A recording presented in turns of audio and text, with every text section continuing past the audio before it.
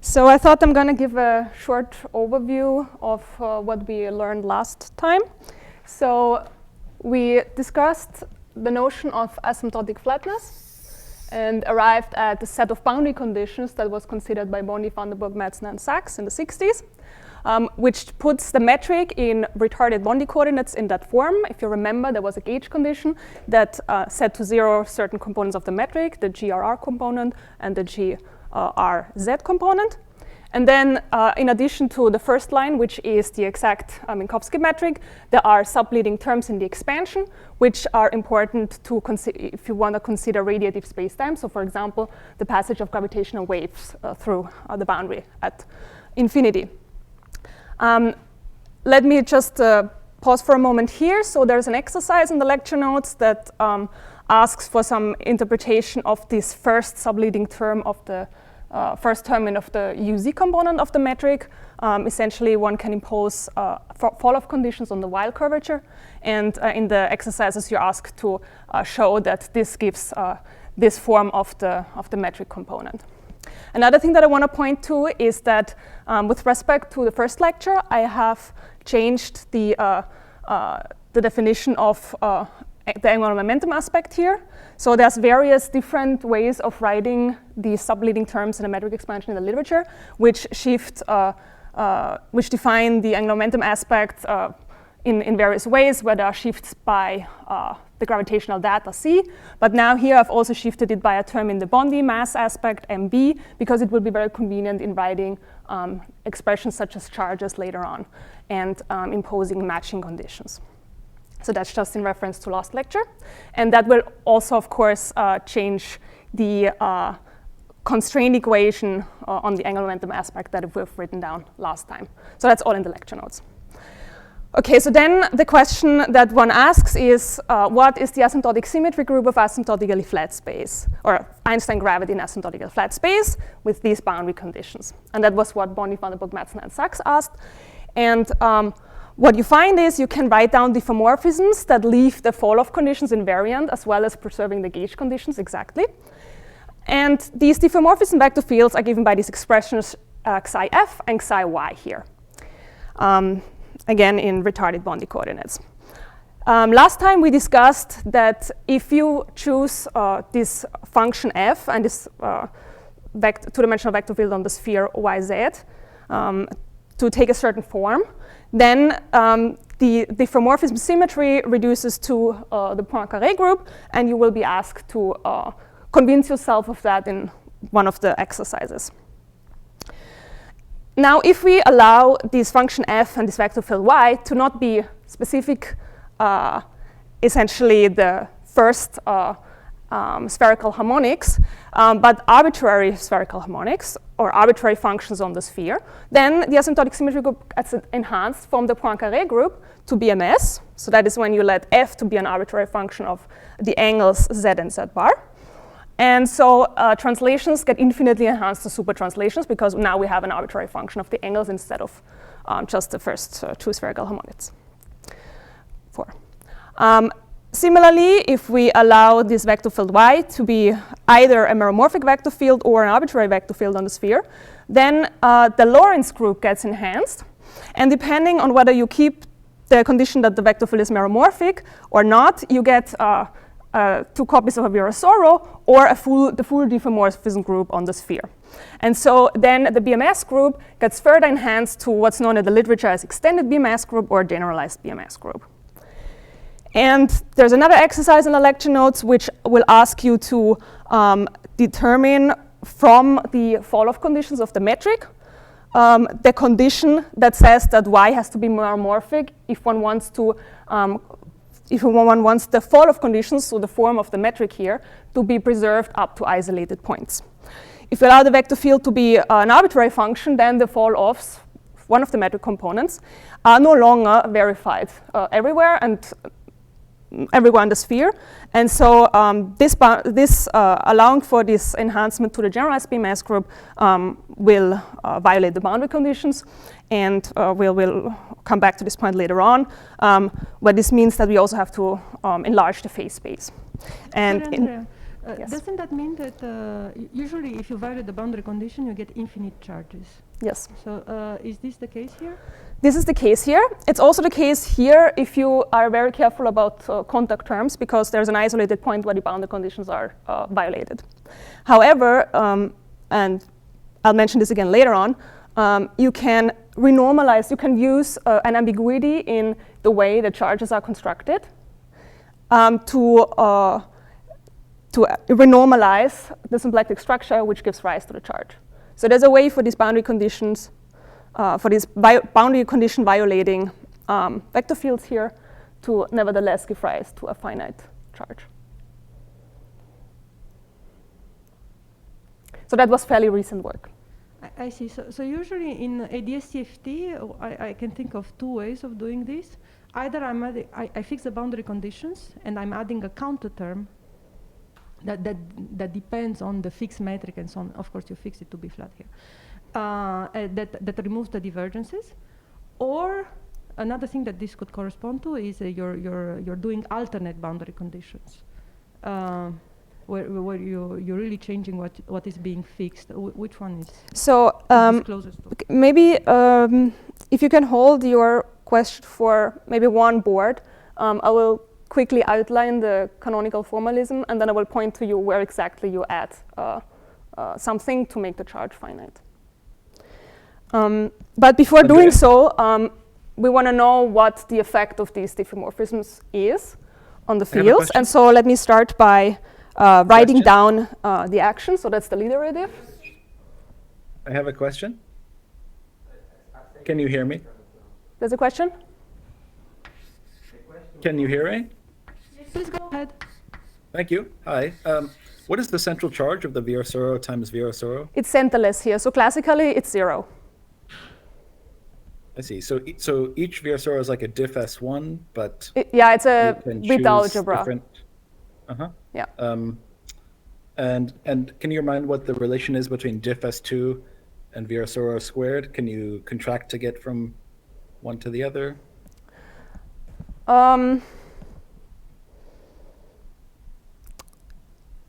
So here I have vector fields yz of z and the antholomorphic counterpart. And we can expand them in Laurent modes. And OK, maybe I should do this in a bit more detail. Well, or maybe not. While, can you contract them?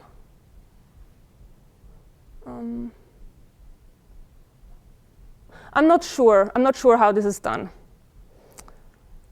But the point is that these vector fields are not meromorphic. So this is really a split between a holomorphic and anti-holomorphic piece, and this is just some function of the z's and z bars. I'm not sure now how you can go to diff S2, but surely there's a way. I just don't know. Thanks. Maybe we can discuss this after the course, or maybe I'll come back to that next time. But the way you would do this would be a bit drastic with respect to the boundary conditions, because in one situation, the boundary conditions are satisfied everywhere except at one point, and the other, they are just not satisfied anywhere. So, OK. So let me just start by writing down the action of these diffeomorphisms on the gravitational data, say. So this is given by the lead derivative with respect to the vector field. So let me do this for supertranslations and superrotations separately. So the effect of supertranslations is as follows. There's a term that depends on the data, and then there is an inhomogeneous shift term that just involves the supertranslation parameter f. And then for superrotations, it's a bit more complicated. I'm introducing here a shorthand notation that contracts indices.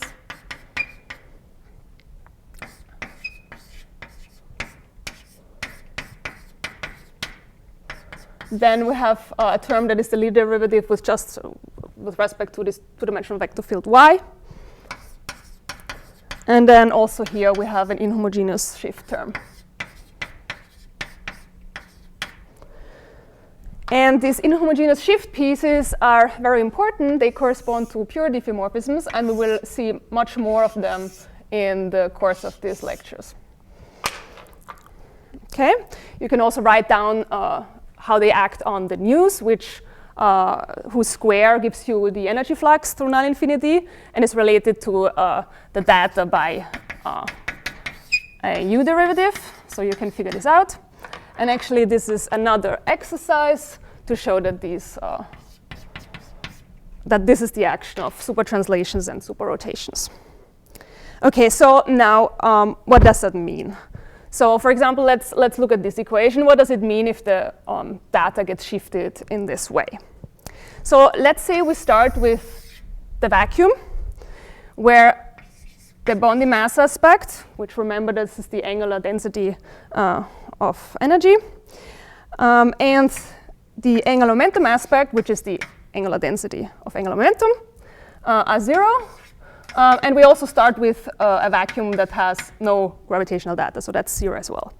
Now, in addition to how the super translations act on the gravitational data and the news, we can also see how it acts on the Bondi mass aspect. So that is given by the following expression.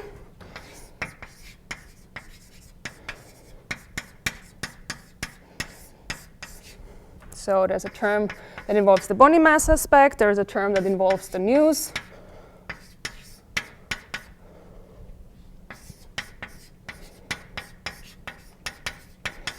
Another term that involves the news. OK. So if we start in the vacuum as so, then the initial Bondi mass aspect is 0. The news is 0. So we don't change the Bondi mass aspect. So we start from the vacuum in this way, and then we go back to the vacuum, and the Bondi mass aspect isn't changed. And neither is the angular momentum aspect. So this is as expected, and moreover, there's also vanishing Riemann curvature because diffeomorphisms cannot create gravitational waves. However, we have this shift piece. And this shift piece says that the super-translated Minkowski vacuum is not exactly the same as the original vacuum. So in particular, it will be non-zero after the super-translation. So after the super-translation, we have no longer that this vanishes. And for this not to be vanishing, it doesn't. So after translation, we don't have to have the news vanish, but instead, vanishing curvature only requires that the news after the super translation takes the following form.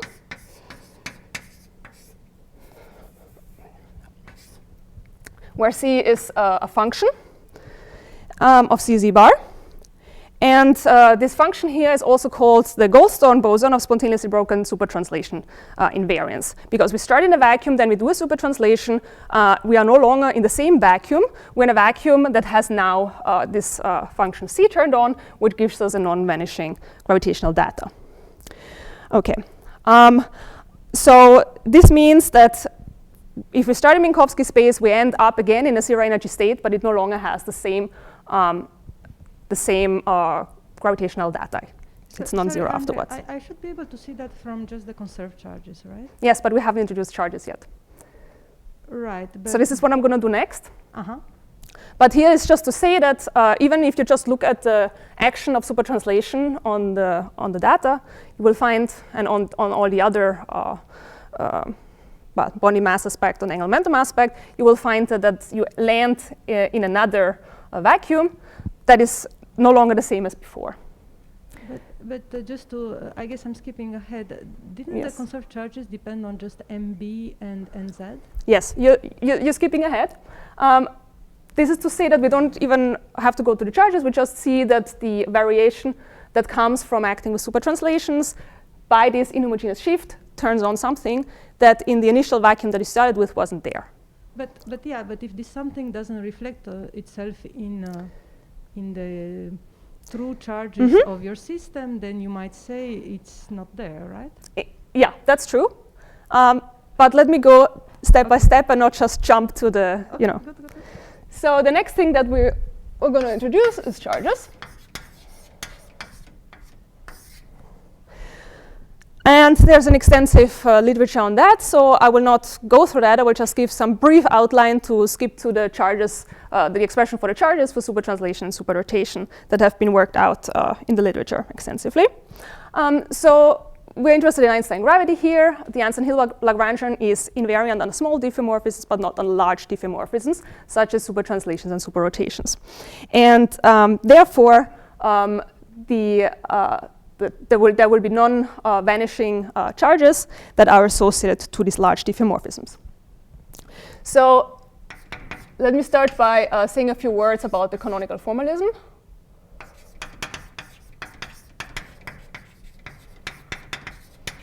And I don't want to go into too much detail. I want to just roughly outline the situation here. So we start with a d-dimensional manifold. We consider a theory of dynamical fields, one of which is the metric.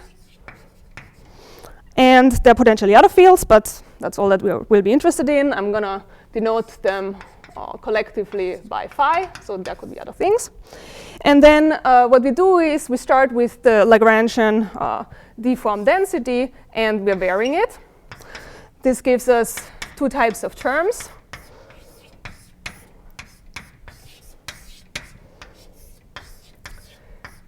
So the first term here are the equations of motions, which are 0. And then the second term here, this theta here, is called the presymplectic potential.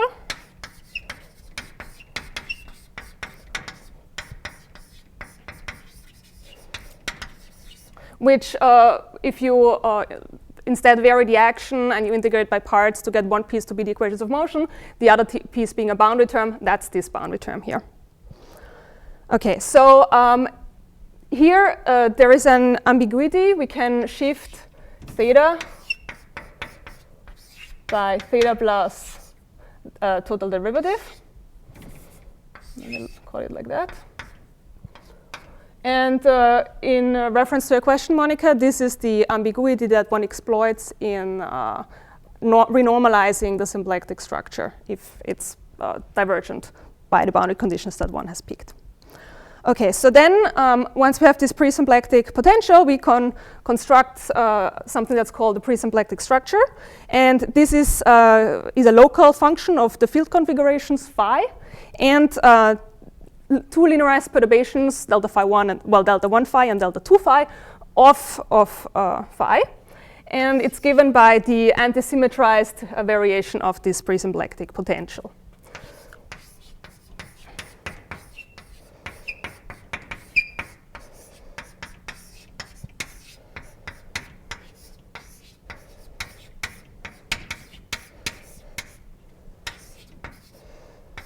Sorry, just to continue my question. So I guess my question was whether you're shifting theta. Sorry? In the canonical formalism, whether you're shifting theta by a function of the canonical coordinate or both canonical coordinate and canonical momenta. That was the question.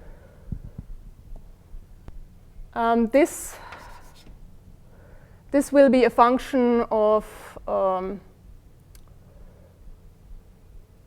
it will be a function of the coordinates. And it will, let me think.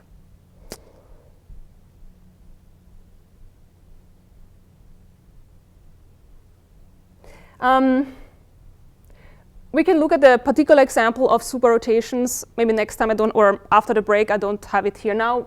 I can write you down the exact expression that you need to add in order to renormalize the charge. But in principle, it's you add whatever you can write as a total derivative term, such that it kills the piece that is divergent. In this case, it would be divergent in R. So for this story here, there will be a linear in R diverging term.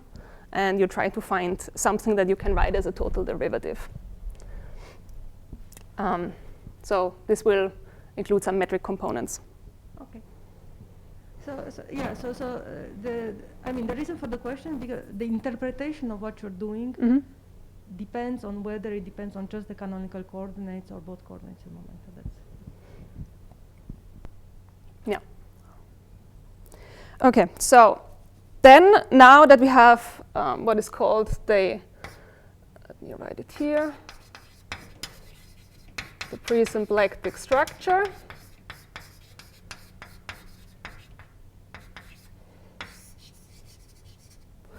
Okay, so this you compute, well, whatever is your theory. So here we have the Einstein-Hilbert Lagrangian, and you can compute omega from that. Okay, so now, and maybe I should also say that this is a 2 form on field space, and it's a d-1 form on a d-dimensional space-time. And now for that, we can then finally compute what's called the symplectic structure.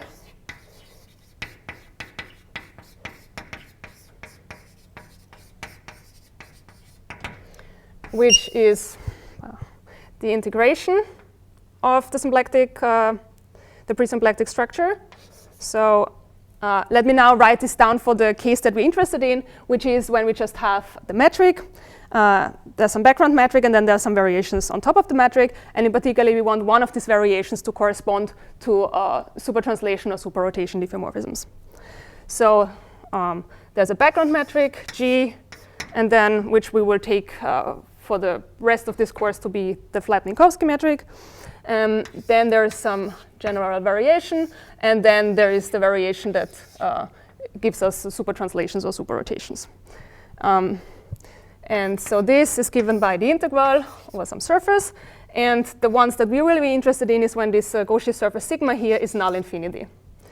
And then we integrate this form.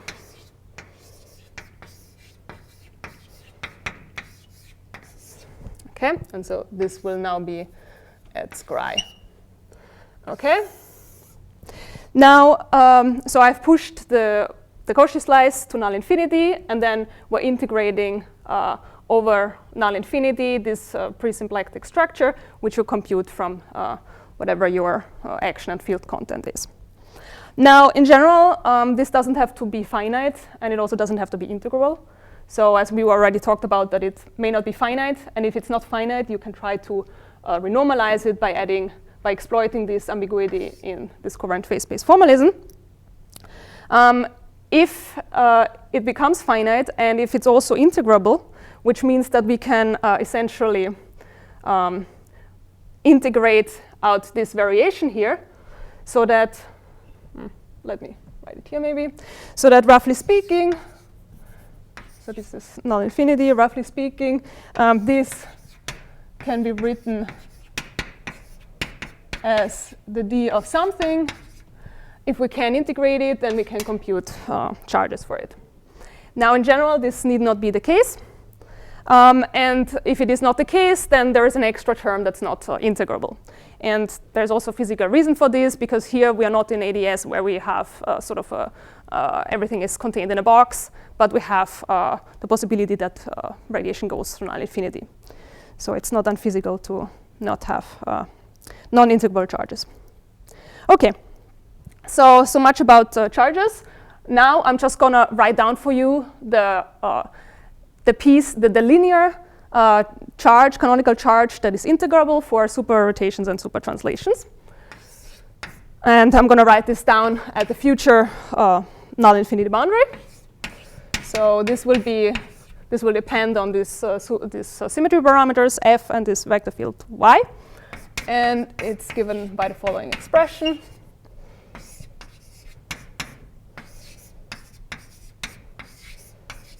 So we're integrating here over null infinity. Actually, we have already integrated here. So this will be at the past boundary of future null infinity. Let me remind you of the Penrose diagram. So here we had time lag infinity, in the past and in the future. Here we have spatial infinity. Here is future null infinity and past null infinity. And then we have these boundaries here, which we denote by scry plus minus and scry minus plus. And then similarly here we have scry plus plus, and here we have scry minus minus, just to set some notation. So here we integrate, we have the charge, which is given at the past boundary of future null infinity. Gamma, this is the determinant of the sphere metric, which if remember is given by 2 over 1 plus zz bar squared. And so this charge depends on the body mass aspect and the angular momentum aspect. Okay. Sorry, Andrea, I'm a bit confused about your definition of the symplectic structure. So in a space-time with a time-like boundary, like ADS, I mean, you're just integrating this over a spatial, over a Cauchy surface, indeed. And I'm a little bit confused. So can you draw? I mean, in principle, I could just evaluate this quantity over any Cauchy surface in the space-time. Yep. And the end result is just going to be independent of what's happening in the bulk and which Cauchy surface I'm picking, and so in the end, it's just a boundary term. So one thing that's confusing me, so you said that you push this Cauchy surface to be along Scri plus, but shouldn't I care what happened at future infinity, future time-like infinity, if I do that? If I start with some arbitrary Cauchy surface and I push it up? Where did I neglect? I mean, I didn't so here, so I can, yes, you can compute these charges on any Cauchy slice. It should be independent on which you do it. The charge that I want to write down in the end and then use in the calculations where we have massless particles that scatter and go out to null infinity, I need to go to null infinity to say something about charges there. So that's why I'm pushing it to null infinity. But you can compute it on any. But when I take an arbitrary Cauchy slice and I push it towards the upper part of the Penrose diagram, don't I have to worry about, just from the picture, I'm confused about the picture. Just take some arbitrary Cauchy slice and push it up. Don't you also need to know something about Scri plus? Yeah, and so here, so actually, good. Sorry, not Scri plus. Yeah, so we can write down a charge that has the U integral still in there. And then we need to be careful about fall-off conditions for the body mass aspect and the angular momentum aspect near those boundaries. I see. So you're what I'm saying.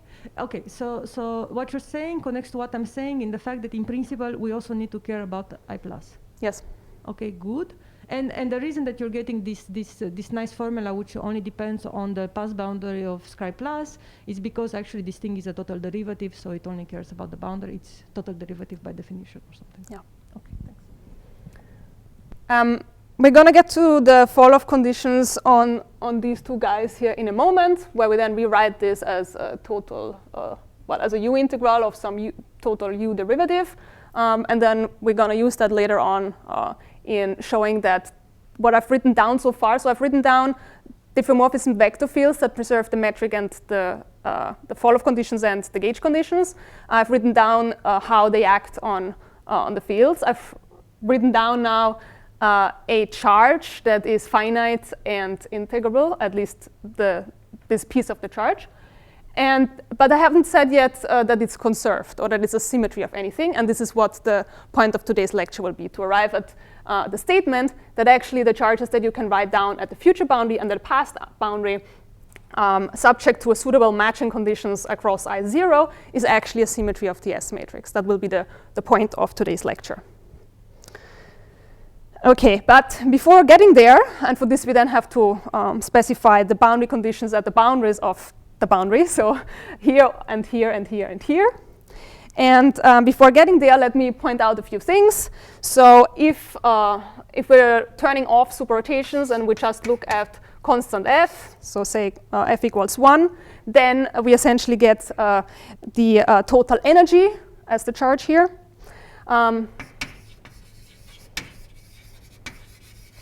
If y corresponds to the L equals 0 or 1 spherical harmonic, so you will, in the exercise, you will be prompted to show that the vector fields, the expression for the vector fields that I've written down last time, correspond to the 0th and 1st spherical harmonic when superrotations restrict back to the Lorentz group. So when you have that, then you have ADM momentum and angular momentum here as the charge. So angular momentum and boost charge.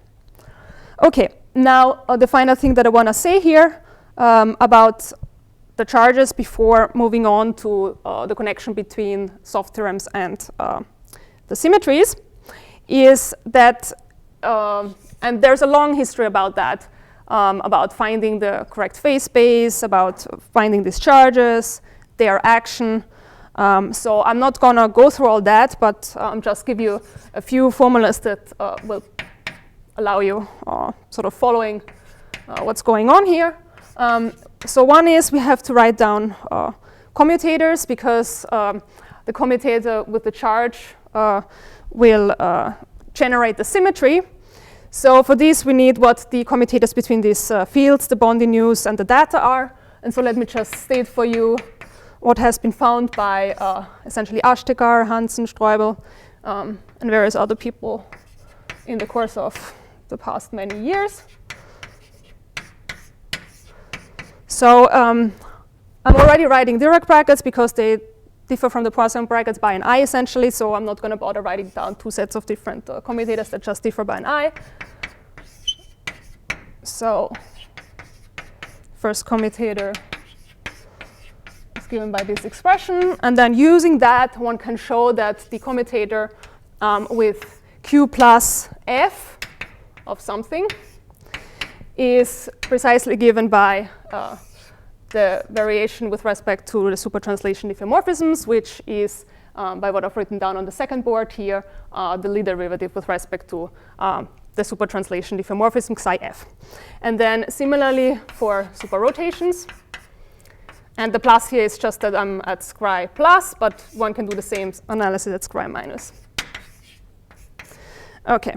So now Dirac brackets with these supertranslation, superrotation charges generate the symmetries. I haven't said yet that they are symmetries. I haven't shown this yet, but that's what we're going to do next. But let me just pause here for a moment to say that if we're looking at supertranslations, they also, so supertranslations commute with the Hamiltonian.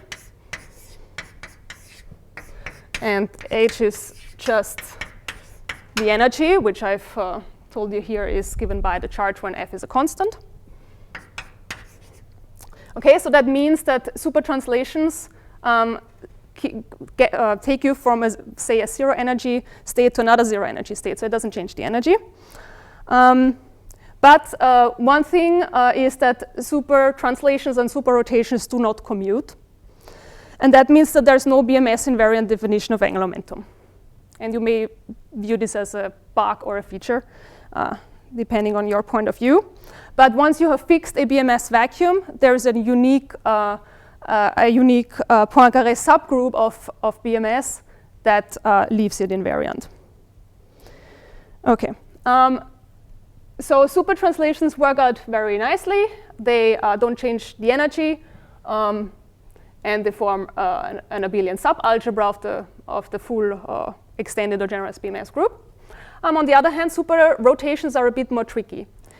In particular, if you look at the transformation properties for the charges, which you can already infer from the way that it shifts the gravitational data and the news here. So here we will get, at the boundaries of non-infinity, we get a term that's divergent in U, and the news will get a term that goes to a constant. And moreover, we have talked before about that the boundary conditions are not violated. And so in order to understand fully what superrotations really are, one has to enlarge the gravitational phase space.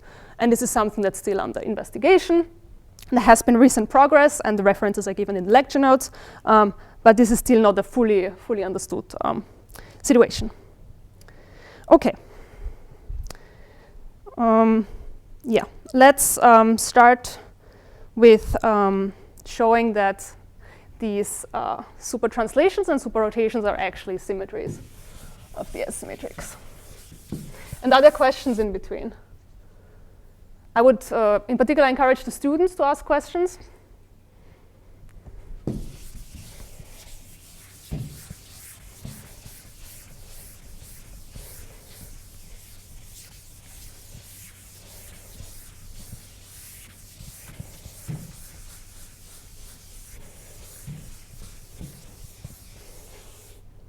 Everything clear?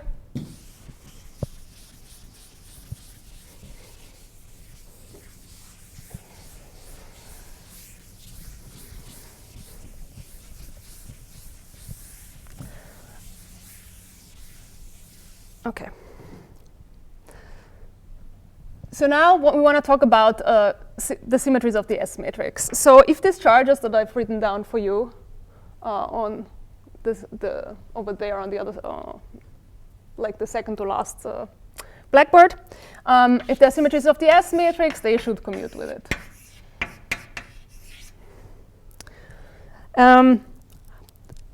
The first thing that we have to do here is we'll have to talk about boundary conditions as we go to the corners of the Penrose diagram, as we already discussed.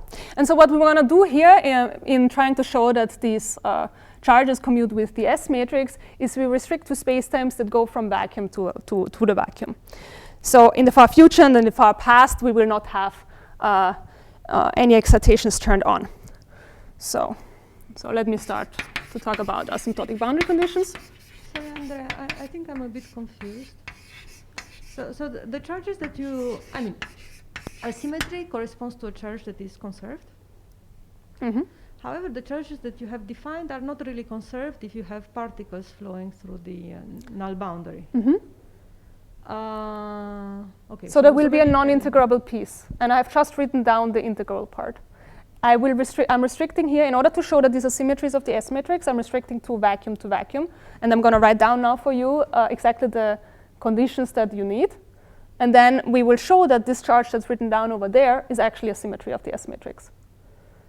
Now, if you allow all sorts of stuff to go through null infinity and so on, the analysis is more complicated. But don't I need stuff to go through null infinity in order to be able to talk about scattering? So we will need the... Let me write down the conditions maybe, and then we can talk about them, okay?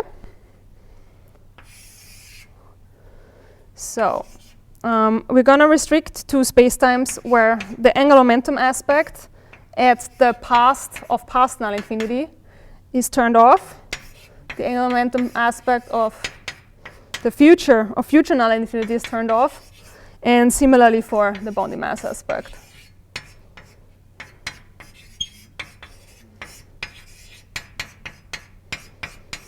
Okay. Then we mentioned already last time that these situations of scattering and when we have a well-defined initial value problem and smooth geodesically complete solutions, we talked about these conditions by Christodoulou and Kleinerman. So what we want is no radiative modes to be excited. So that means we also have to turn off the news at all boundaries. So let me just write so it's at the boundaries scri plus, scri plus minus, but then also at scri minus plus and scri minus minus. And we want this to be turned off. And more specifically, the condition that Christodoulou and Kleinerman investigated in showing that this gives you a well-defined Cauchy problem is to take the news to have a fall off that is faster than 1 over u, and specifically u to the minus 3/2 at scri plus. And then a similar condition for the news at scri minus, where u is replaced by v. Okay, and then there are also fall-off conditions on the matter stress tensor, corresponding fall-off conditions. All right. So then we can look at what this implies via the constraint equations. And there is a condition on the gravitational data at the boundaries of scri plus and scri minus, which says the following, that this combination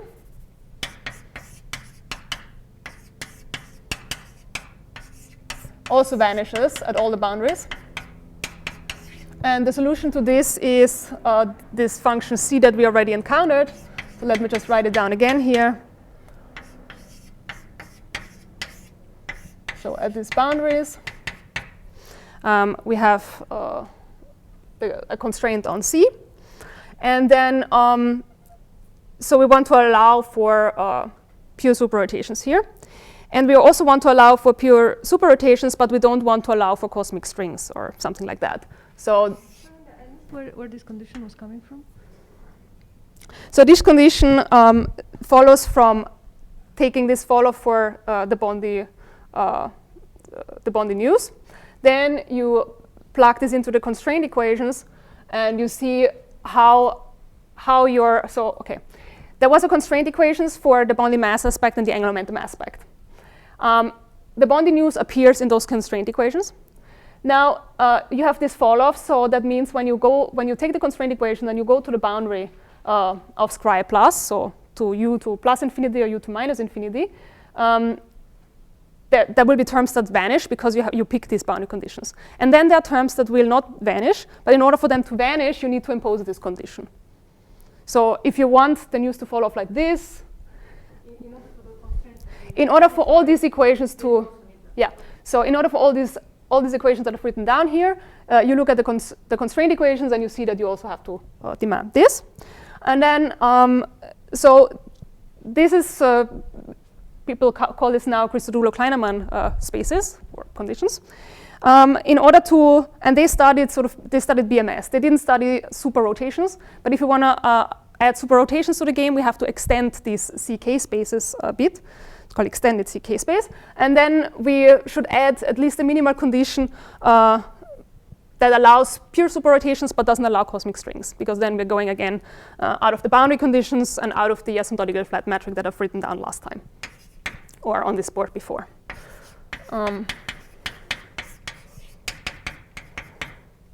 And the condition is the following. So for you, these conditions will just drop from the sky. I think it has been studied how you can sort of generalize the analysis here, and that was a condition that seemed good enough in order to show that super translation, super rotation charges are symmetries of the S matrix. Okay, so that was about the boundary conditions. Now the next thing that we have to talk about is matching of fields as we go to the past boundary of future null infinity or the future boundary of past null infinity. So what happens in the vicinity of spatial infinity. And we already talked about this last time a little bit. For the radiative data, so for the Bondi mass aspect, the news, and the angular momentum aspect, we already talked a little bit about this before, but now we also have to impose these matching conditions for the super translation and super rotation diffeomorphism parameters. So this should be a matching condition that is Lorentz invariant, CPT invariant. And the one that was proposed by Strominger is that you just equate the fields across spatial infinity. And it's antipodal because the angular coordinates z and z bar on the future boundary, so here, and on the past boundary are related by an antipodal map. So that means z and z bar on scri plus minus, so over here, are related to the coordinates over there as such, so minus 1 over z bar and minus 1 over z. And if we go back to the original, say, angle coordinates theta and phi, so let me remind you that z was given by this stereographic, it's the stereographic coordinate, and it's related to the angles theta and phi in this way, and then the antipodal map would take us on scri plus minus would be given by pi minus theta and pi plus phi. Okay, so that's the way the coordinates are identified, and that's why this map is called antipodal. And so now let's see what we have to match across spatial infinity. So this is, for starters, the super translation, super rotation parameters have to be matched.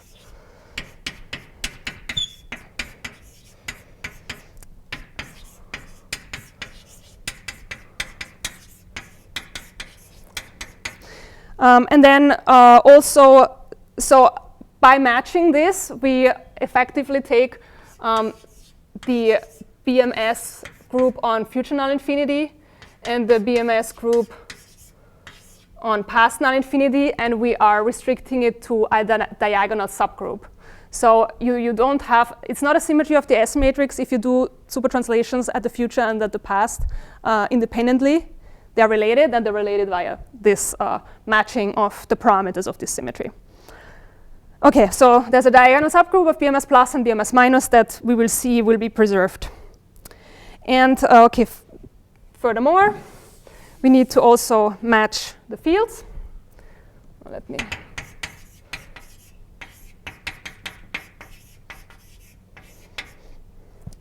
So the data is matched. The bonding mass aspect gets matched. And the angular momentum aspect gets matched. And then classically, you can see that if you take this charge and its analog on the path boundary, which is essentially exactly the same expression as written here, except that now instead of scri plus minus, you have scri minus plus. But if you identify the fields f and y, so the symmetry parameters f and y, but also the bonding mass aspect and the angular momentum aspect, you will see that the charges at the future boundary and the charges at the past boundary must be the same. Okay, so this would be a conservation law, but it's not a conservation law for some total charge, for some total quantity, because we have these arbitrary functions and the arbitrary, or at least meromorphic, but otherwise arbitrary vector fields. There is an infinity of such charges that get matched. All right. And now maybe we're going to do this. Well, let's carry on for a little bit and then take a break. So what I want to show in the following is that this statement, that the charges are conserved in scattering process between the future and past boundaries. So if we go to the quantum theory, this becomes a statement about the charge commuting with the S matrix. And if we place this into states, if we sandwich this between in and out states, so I'm going to take in states, which depend on a bunch of momenta, and similarly for the out states.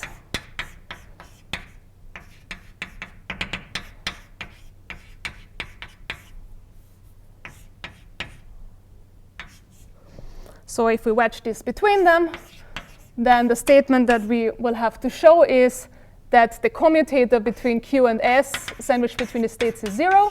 And let me write it in this form, that Q plus on the future boundary will act on the out states on the future boundary. And then there is Q minus, which will act on the in states on the past boundary. And this is the condition that we want to show. Is it a good time to take a break now, or shall I continue? Yes? Mm-hmm.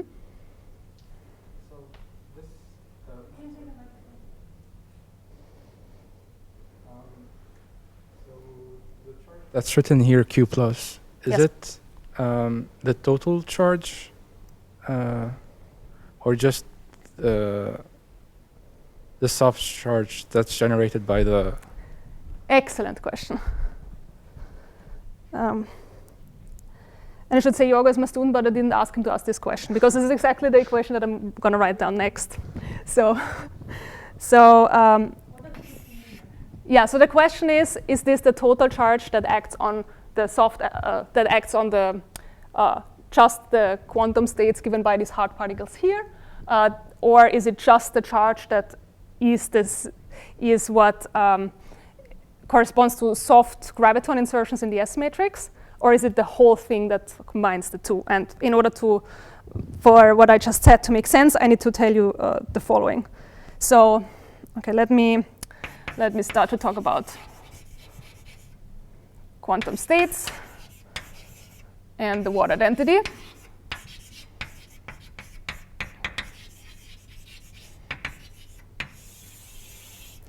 Okay, so what I've written down is the total charge.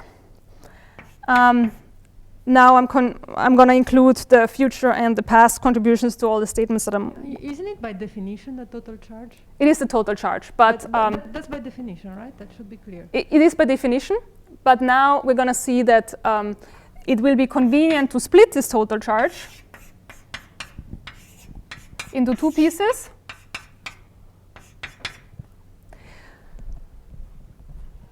So I've told you before that we can, because we have now introduced these boundary conditions on, which I guess I erased, boundary conditions on how the news and the body mass aspect and the angular momentum aspect have to fall off as we go near these boundaries. We can now take this expression and write it as a total U derivative. Yeah. Let me just write this line here. So this will be an integral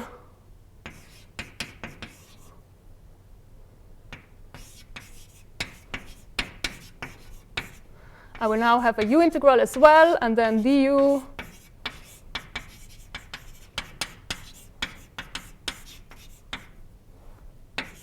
and I have a minus sign because what I've done here, I've integrated by parts and used the fact that these fields fall off at scri++. So then I can write this as this expression. And now what I can do is I can, so f and y are independent of u, so this will act just on the body mass aspect and the angular momentum aspect.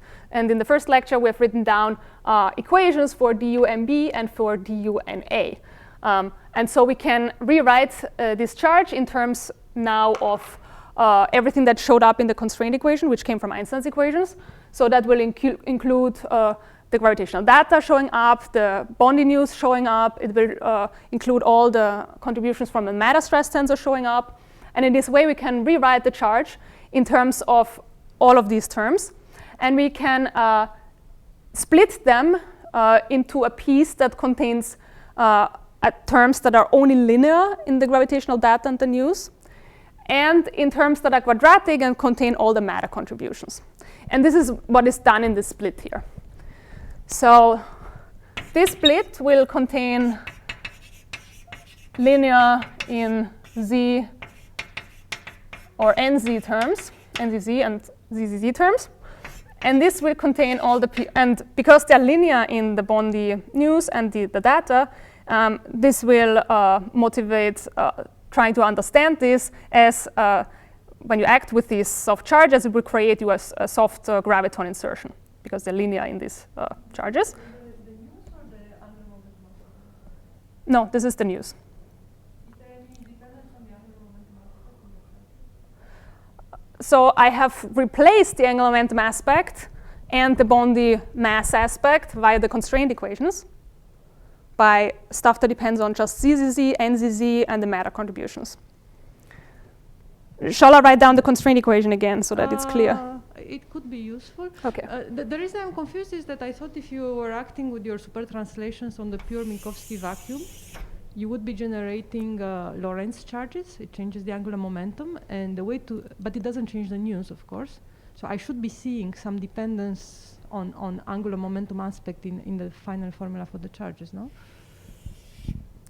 Yeah, and this was in this expression, but now I'm... Yeah, it's obvious in that expression, yeah. But if you're telling me that here you no longer have a dependence on the angular momentum aspect... Let's write down these expressions. Yeah. So, okay, let me write down again what the constraint equations are. So the time evolution of the Bondi mass aspect is given by the following expression. There is a term that depends on the news, but in a linear fashion. And then there are terms that are quadratic. So this, for example, would be a term that gives you a flux, energy flux. And then there's also terms from the matter. The UU term of the matter stress tensor. And then similarly for the angular momentum aspect, let me just write down the Z component.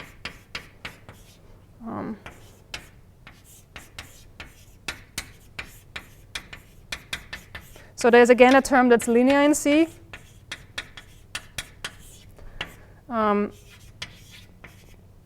Then there is a term that involves the U derivative of MB, and that's because I changed the definition of N with respect to the first lecture. Otherwise, there would just be a term that is dz of MB. But now there's a term U du dc of MB. And then there are quadratic terms. Now in the data and the news, but also, no, I already wrote this term. I mean, this is not very illuminating, but just for the purpose of having something explicit standing on the board. And then again, some contribution of the matter stress tensor as we go to the boundary. So you use these constraint equations, and then you can rewrite your total charge in terms of these linear terms in n, these linear terms in z, and quadratic terms.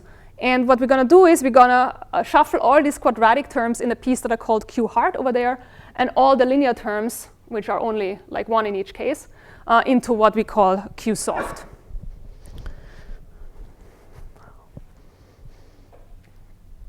OK. And maybe this is a good moment to stop.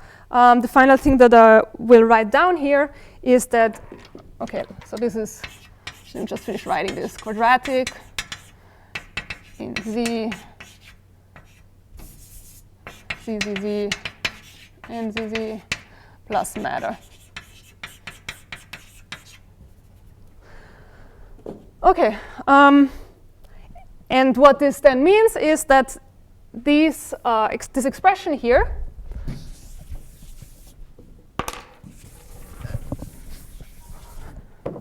can now be put into the following form. So this is the thing that we want to show in the rest of the lecture today, that if you wedge the commutator of Q soft, so of the total charge Q between in and out states, you can split this into two pieces, namely a piece that involves the commutator of the soft charge, and then a piece that involves the commutator of the hard charge.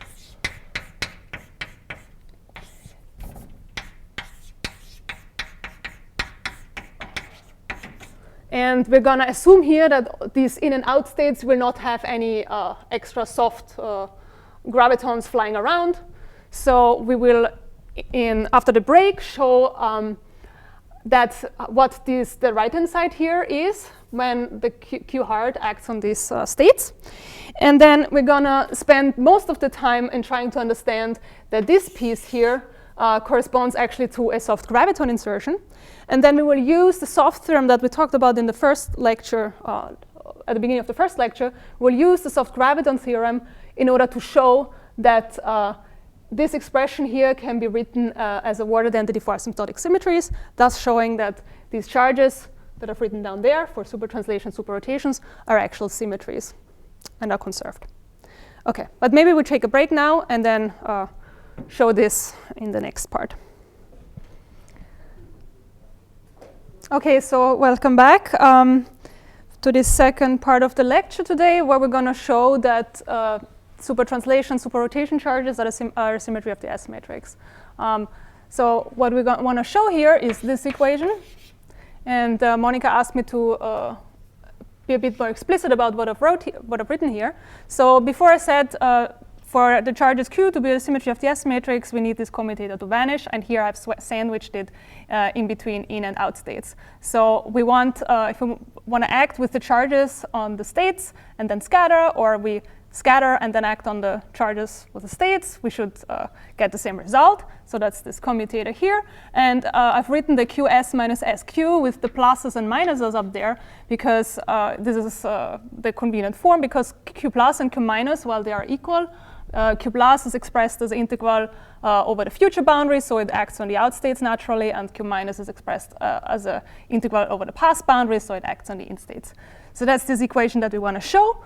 And before the break, we discussed that it will be convenient to split the total charge Q plus minus into a piece that we call a soft charge and into a piece that we call the hard charge.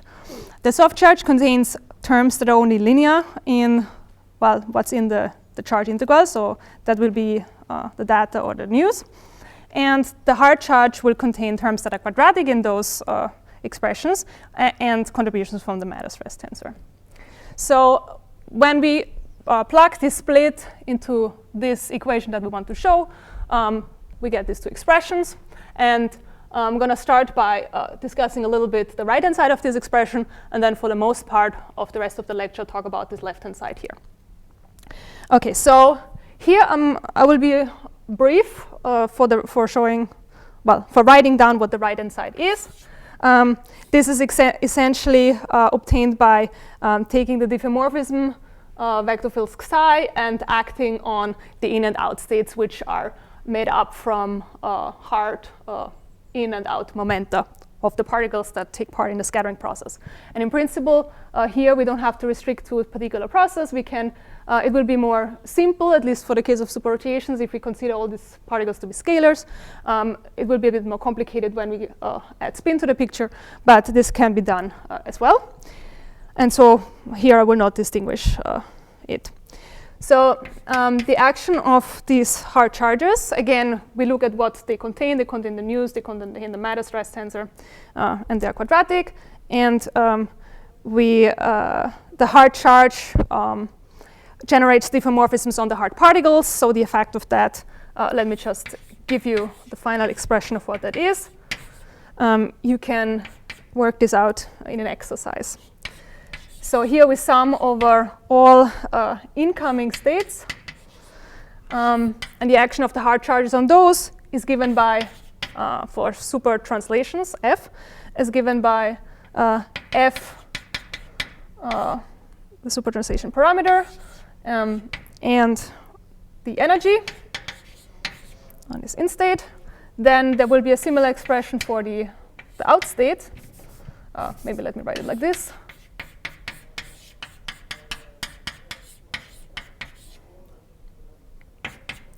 And now the J is over out. I have a minus sign here, and otherwise the same expression.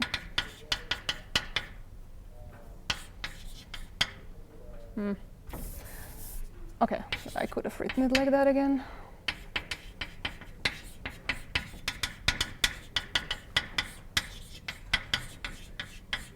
OK, that is for super translations, and then for super rotations.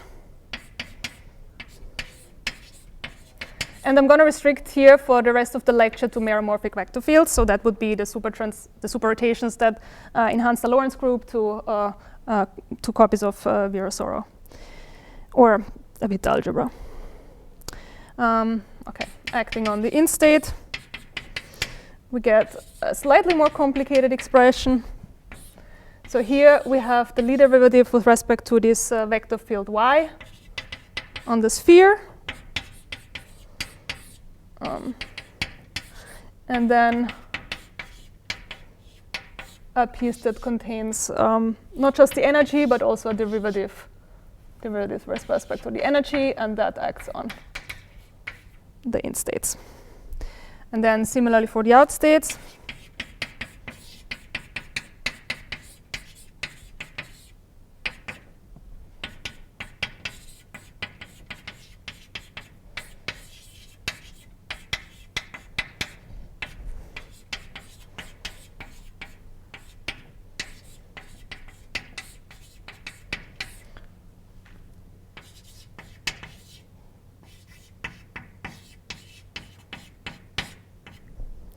OK, and if the particles here are just scalars, then this Lie derivative, when it acts on the states, will just be given by yz dz.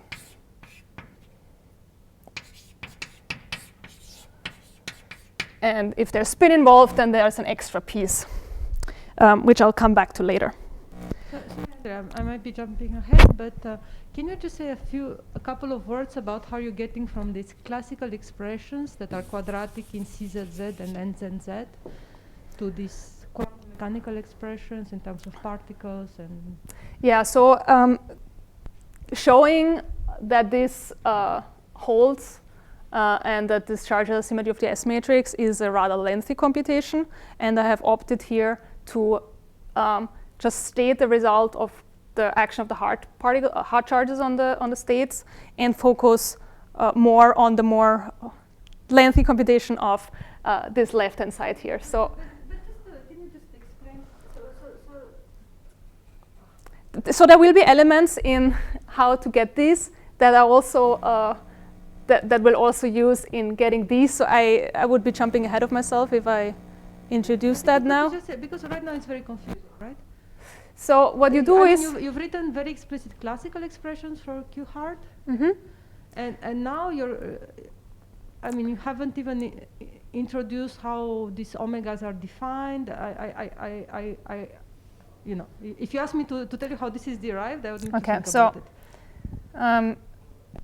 These p's will I will parameterize them by their energy and then a point on the celestial sphere towards which they scatter. So that will be the parameters in the game, and that's this omega j that shows up in these equations. They come, so we have about 40 minutes left in this lecture, and I will need these 40 minutes to explain the soft piece. So how do you get from classical fields that you've written there to soft form? So I've given you the variation of, say, the news and everything with respect to this vector field, which is given by these Lie derivatives. Then I've introduced charges, and I said that the action of, in the commutators, the action of the charges psi on something is given by this variation, which from the classical analysis was given by the Lie derivative with respect to psi acting on, well, whatever in there. So in computing the action of the hard charges, we'll compute psi mu j d mu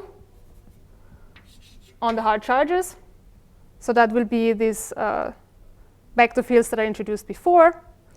And the soft piece that comes from the action, well, the inhomogeneous shift term that comes from the action of these diffeomorphism fields will be on the left-hand side.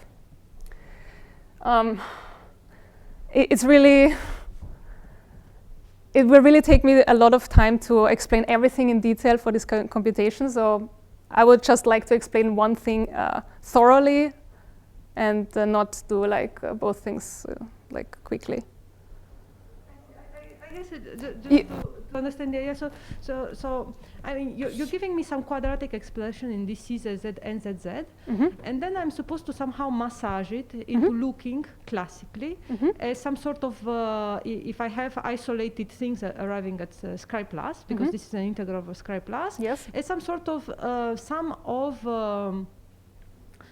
sort of conserved charges acting on something, and then I just semi-classically quantize that thing, and I promote the conserved charges to the, say, the energies or the BMS charges of those particles, and then I can write that. I mean, yes.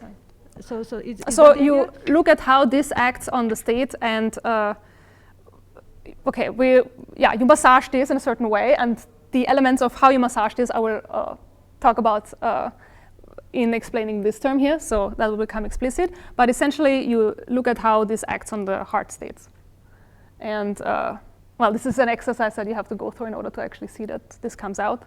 And in view of time, I'm not going to do that, but I'm going to do that explicitly for the soft part. Is that okay? I guess it will be clearer from the hard part of the. Yeah. Yes?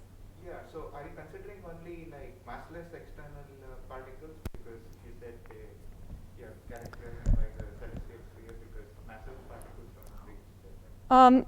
Not null infinity, they go to future timeline infinity. I don't think I have to restrict here to just massless particles. But you did write the total charge as just an integral over the pass boundary of Scri plus, and you said that that was due to the fact that nothing interesting was happening at I plus. So maybe the same things could be said, but then you'd have to be careful. I have to be careful about the bonding mass aspect and all of that, how they fall off as you go to the corners of the dependence diagram. Is that diagram. understood within this picture, or does simply not understood? I guess that was your question, I guess. Yeah. Rephrasing. So I think, I mean, so what we're going to use to show that that this is true is soft theorems, and they are you just, I think in any gauge theory where you take the energy of the gauge boson in the amplitude to 0, you will have soft factorization. I'm not sure now, and maybe I should point out that what I'm going to do next comes from these two papers, Hey, Lysov, and Strominger, and Kapatz, Lysov, Spasiewski, Strominger. I'm not sure now whether they just considered massless scattering in order to show this equivalence. I'd have to look at the reference, or you can look at the reference. Yeah. I think they might have restricted to that given the boundary conditions on the bonding use and the body mass aspect and elementum aspect, but I'd have to check to be sure. Yeah. Okay, so here I've just given you the result for the right-hand side, and now I'm going to spend some time on the left-hand side. But what this right-hand side tells us now is that we can write this expression, and let me maybe do it separately. So I can write what I've written there, so the left-hand side, which we still have to show what it is.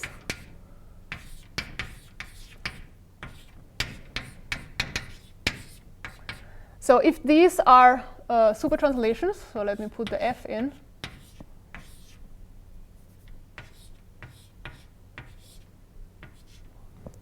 Then by sandwiching now the action of the hard charges on the out state with the S matrix minus the S matrix with the hard charge acting on the in state, so writing out this expression, then we see that what has to be true, if this is really a symmetry of the S matrix, is that we have the right-hand side that comes from the soft charges, from the hard charges, written in this way, because I just plugged in these two expressions that I've written down, these two expressions that I've written down here, because you have a minus sign here, they sum up, and there's a total minus sign out front when I start with the out piece, so that's why there's a positive sign here. And then since I can plug out the action of the hard charge just gives me back these functions here, so I can plug this out, and what remains is the appearance of the S matrix wedged between the in and out states, and that's the original, the amplitude without any charge acting on anything or without any extra insertions. Okay, so, and then for super rotations, similarly,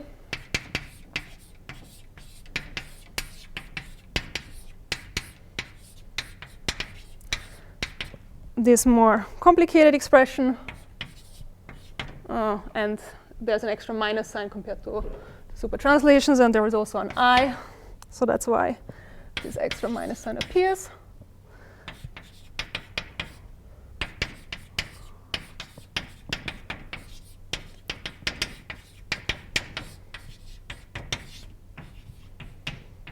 Is this out of the frame if I continue here, or?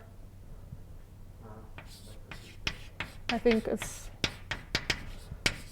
doing the same thing. I'm just combining these two expressions, plugging in the right-hand side. And then what has to be done true is that the left-hand side, which contains the soft charges acting on the states, has to be equal to the right-hand side. And you recognize that these are Ward identities.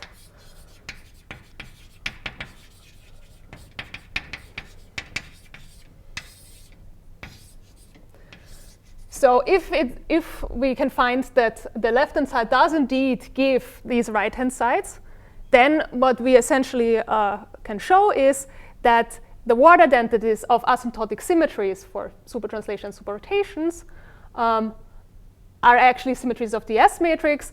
And the way we will do this is use to show that the left-hand sides are really equal to the right-hand sides. We will use the soft graviton theorem, because we will see that the left-hand sides will correspond to the insertions of soft gravitons.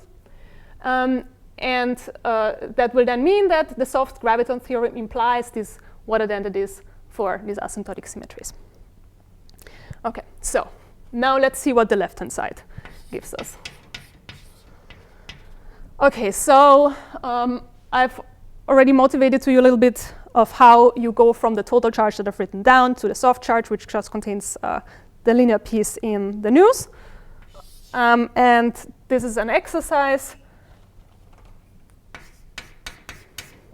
to actually show that the following expressions arise by using the total charge that I've written down and the constraint equations and massaging them.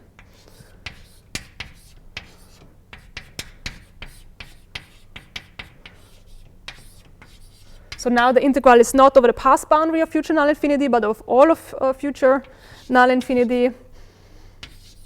So there's a u integral, and there are these terms that are linear in the news that came from the constraint equation.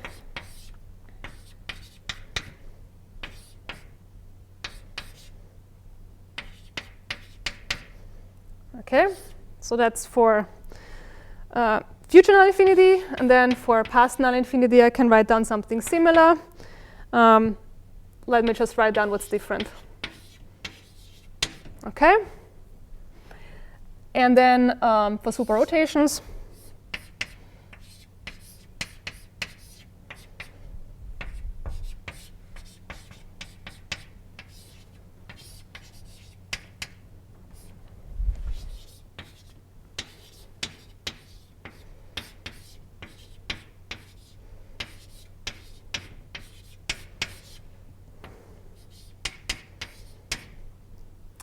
and then similarly on the past boundary.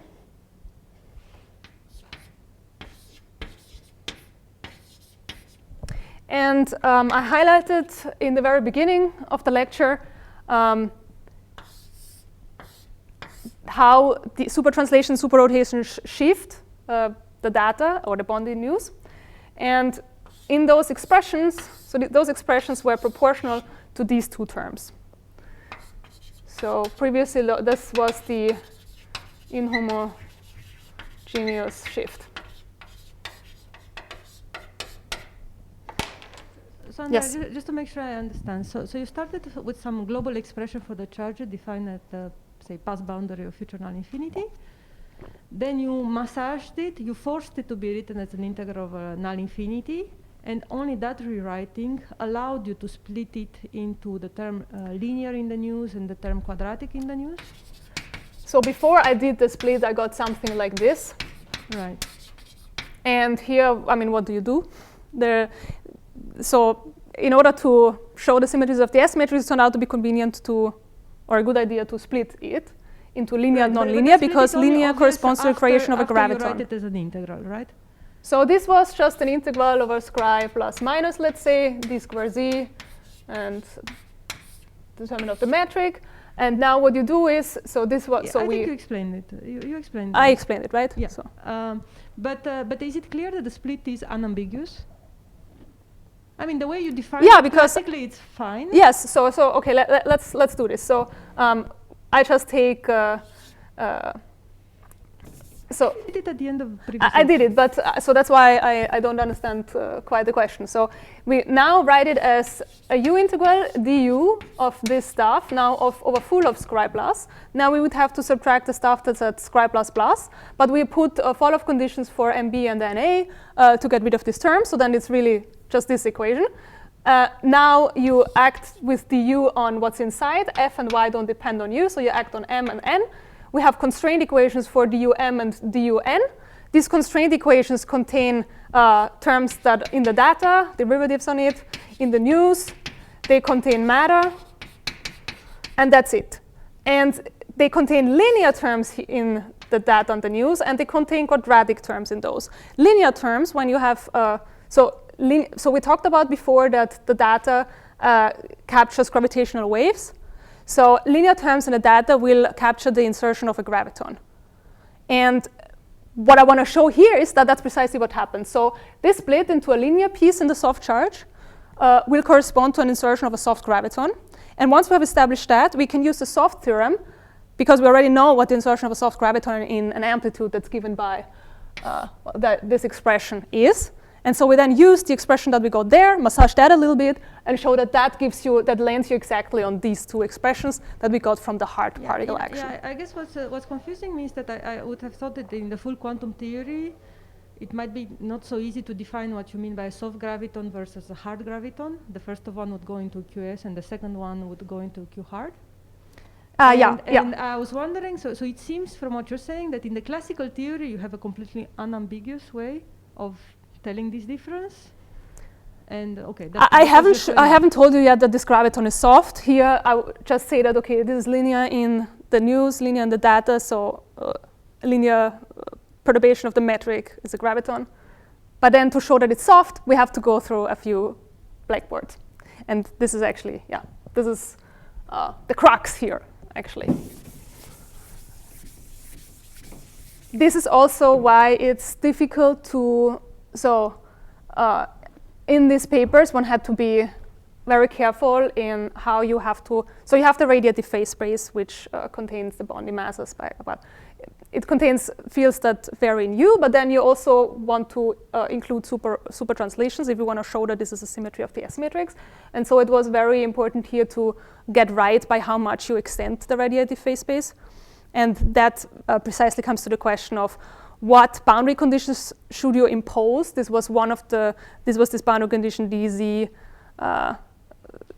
squared zzz minus when z and z bar is exchanged, the future boundary is 0 and so on, in order to know how many more degrees of freedom you have to include. And zero energy gravitons are a bit tricky. And so. Okay, so good. So this is what these soft charges look like, and you can just get them from the total charge that I've written down and using the constraint equations and the fall-offs that we imposed on MB and NA. Okay, so are there any other questions maybe before I continue? Because now what we're going to do is we're going to massage these expressions a little bit to show that these are actually soft graviton insertions.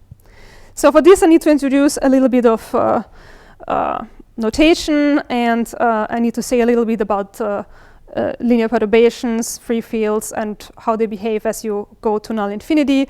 And this is not just an annoying exercise here, but it's also what I will come back to in the next few lectures. So we'll refer back to some of the things that I'm going to write down now.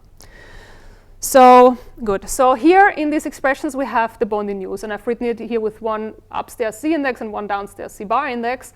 But maybe if it's not clear, Z and Z bar indices are raised and lowered with the metric on the 2-sphere. So this is ZZ bar on N, gamma ZZ bar on NZ bar, NZ bar. So for the next couple of minutes, I will discuss a little bit about this guy here. So if you remember, this is given by the retarded time derivative of the data. And the data itself can be written as the subleading term in the metric expansion, if you remember the expansion of the metric. So let me write here the full metric as the flat metric. So I've written it out for you the asymptotically flat metric in the beginning. It contained Minkowski piece, and then it contained a piece that was subleading, and this I will just denote by h mu nu here. So we can write the Bondi, not the Bondi news, the data here as the limit when r goes to infinity of the 1 over r piece of du of h z bar, or more generally for all the angular components. I hope this is clear. So here I've just written out what the fall-off conditions the Bondi, Van der Burg, Metz, and Sachs had. I've just denoted them by h, and I'm just looking at the angular piece which defined for me what the data is. So that is this. And now in order to see what this Bondi news is that goes into these equations, I have to tell you how to think of this. And moreover, we want to study scattering here, so this should act on some states. And when we do scattering, we start in the far past and the far future with free fields. So I'm going to write down now for you the free field expansion, mode expansion of this perturbation H AB.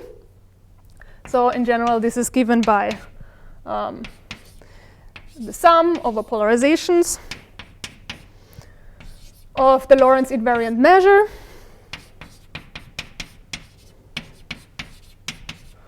and here I'm looking at gravitons that are whose form momentum is given by some energy omega and some null vector q, which depends just on the points which here I'm integrating over. So that's w bar. Let me denote this like that. And then so k0 is just omega, so this is also the energy in the parameterization that I'm choosing. And the parameterization that I'm choosing is one that embeds the complex plane for the angle coordinates into the light cone of Minkowski space, and that's given by this expression.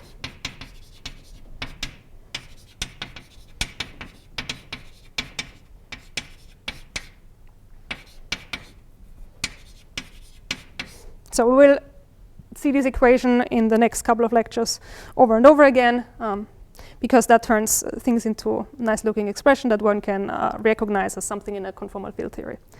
OK, so let me continue here. So that was the Lorentz invariant measure. And then there are some polarization tensors that depends on the 3-vector k. Then there's creation annihilation operators. And as usually in quantum field theory, we choose a basis of plane waves. So that's those plane waves.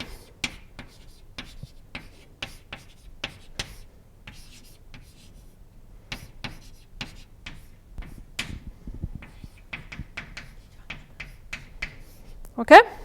Sorry, Andrea, I don't know if everybody's on the same page. Would people find it useful maybe for her to explain how this k-mu is? Since you're going to be using it, maybe it's good to give a picture for what exactly it is? Or are people very clear on that? I mean, so here I'm considering massless gravitons. They are the kinematics of q-mu, that's what I mean.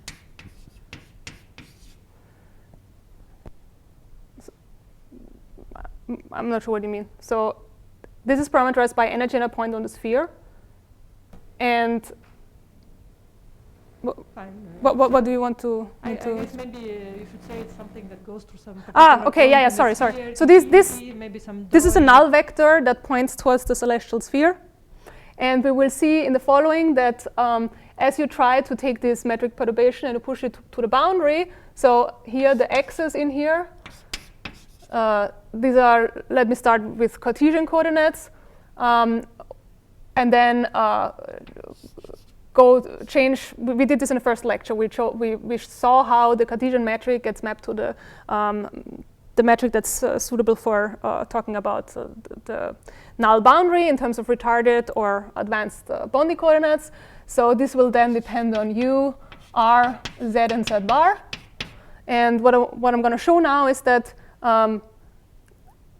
this expression here, this free field for this massless graviton, as I go near the boundary, when r goes to infinity, it will align the vector that points towards this point w and w bar towards the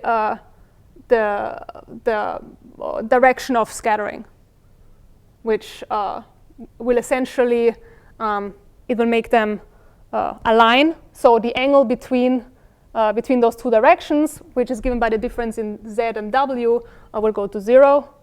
And so these, yeah. Is this clear? So here I'm just doing a free mode expansion for, in order to compute what the Bondi news is in these soft charges. And I don't know if this is clear.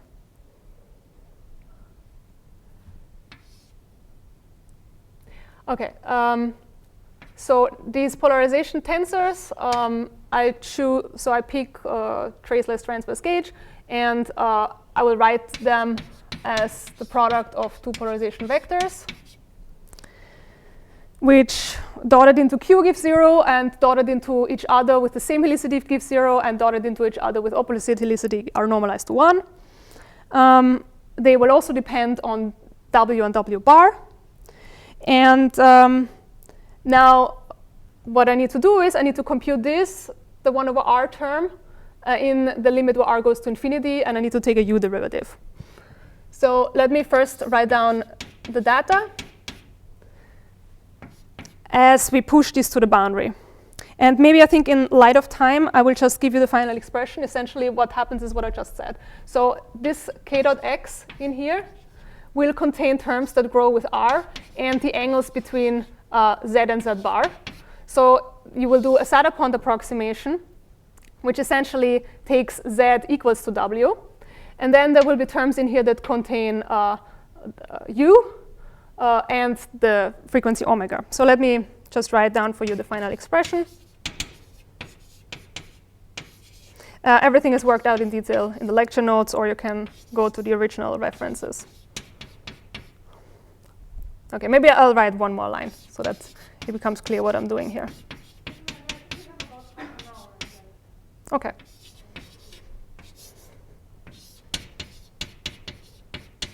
So here, these mu nu are Cartesian coordinates, so I need to transform them to retarded Bondi coordinates. You can do this as an exercise.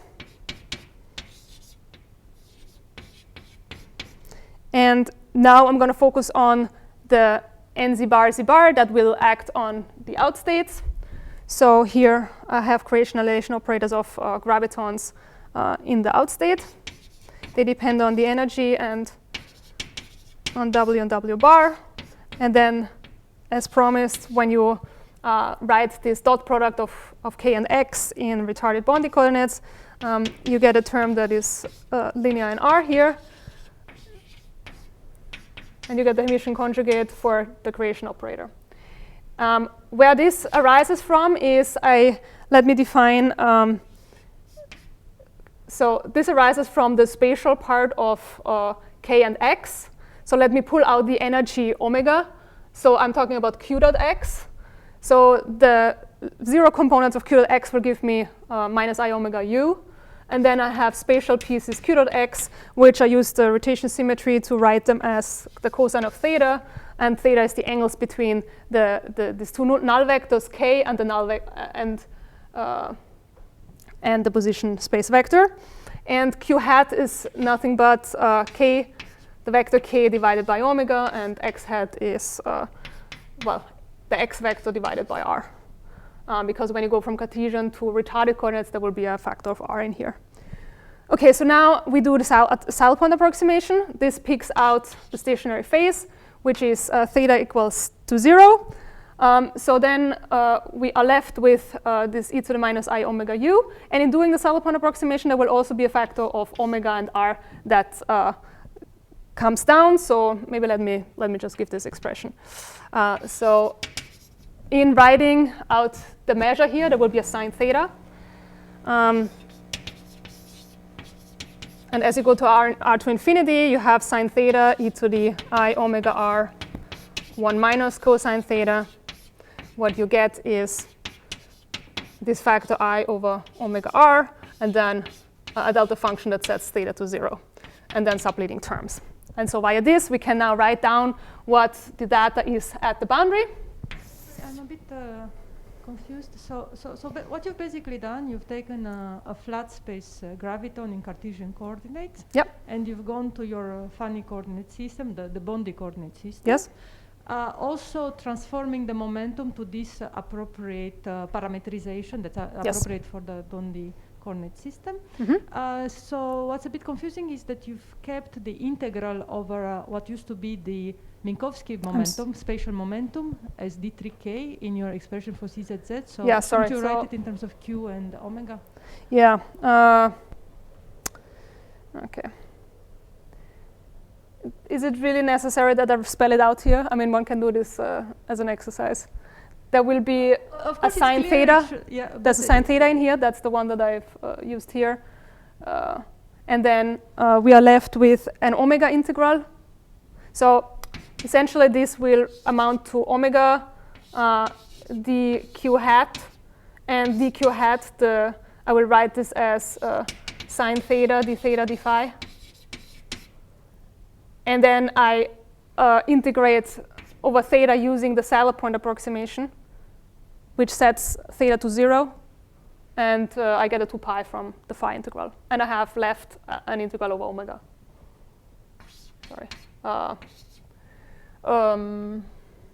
Yeah, so this expression here I think it's something like omega d omega dz dz bar, sorry, dw dw bar in the w coordinates, but then I go to angles theta and phi, which will give me this extra sign theta in there. And then the omega cancels, and then I'm left with the following expression. Sorry, so in the end, you're using the omega parametrization, or you're using the theta parametrization? Omega, w and w bar, but then this is... sorry, the w parametrization and the theta parametrization. So now in order to actually evaluate this integral, so there's w's and w bars, but now in order to actually evaluate the integral, it's convenient to go to polar coordinates. And then in those polar coordinates, there will be a sine theta in here and d theta d phi. And then I know that the limit of sine theta with this exponent here gives me this expression, which now contains a delta function theta. So now I can integrate, I can evaluate the integral over theta. I can also evaluate the integral over phi, just gives it to pi. And then I'm left only with the integral over omega. So here, from here, because I chose this parameterization, I go to omega, w, and w bar. But then I can change the way that I parameterize the two-sphere. And the convenient way to do this is by going to polar coordinates. This is just a technical step. I really don't want to spend too long on it because I will not finish. This is just a technical... sorry, so you've gotten the delta function of theta, and what did you do with the phi integral then? 2 pi. Because nothing depends. Yes. Okay. Yes. So that's why this is convenient. Working with w and w bar is much more ugly. So, okay. So long story short. So here this is a very technical steps, but it's useful to know these kind of things, and the saddle point approximation and the way how the metric, this metric perturbation near the boundary looks like will come back again later. So I decided to just do it now. Okay. So and now finally I can write the data at null infinity in this way. There's only the omega integral left. And then I have the creation annihilation operators. And now because theta is 0, that means everywhere there's a w in this expression, it will be a z. And the z came from the spacetime coordinate. So this now depends on z. And that was kind of crucial in showing the soft theorem word identity expression. Omega u, and then minus a plus out, also dependent on omega on w z z bar e to the plus I omega u. Okay, that's it. And here let me put a hat because this is related to the one that I've written originally via a 1 over r square. And if I have not given you, so in light of time, you also have to choose these polarization vectors. Here they are function of w and w bar. Now with the saddle point approximation, they will become function of z and z bar. And the final polarization tensor that shows up here is just given by 2 plus 1 plus z z bar written out in terms of these coordinates. Okay, so now comes the important piece. We now want to show that the left-hand side in these expressions corresponds to a soft graviton insertion. Now I've written out for you the master's graviton, how it looks like near the boundary in these retarded Bondi coordinates. They're just given by these expressions here. And I would like to massage the expression for the news, which is the u derivative of that. I would like to write this as, when I interpret this as a soft graviton here.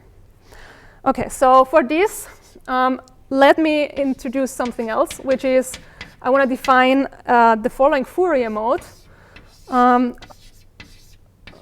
I omega u n z bar, where remember that this is du of z bar. Okay, so you can compute this with the expression that I have given you here. And you find that this guy here is just given by, well, the polarization tensor that I've written before, omega a out minus. And then similarly, you can define the same thing for frequency minus, where you have a minus I omega. Sorry, you have a minus I omega here, and then you get the same thing, but now with a plus out dagger. Okay, so now I will define what I will call soft graviton operator. And the 0 here means that I'm now focusing on the super translation case, and then afterwards on the super rotation case. So this is defined as du and zz, and z bar, z bar. So it's the integral over the news along the boundary. That's what I want to define as soft graviton operator. And this is the piece that is in here.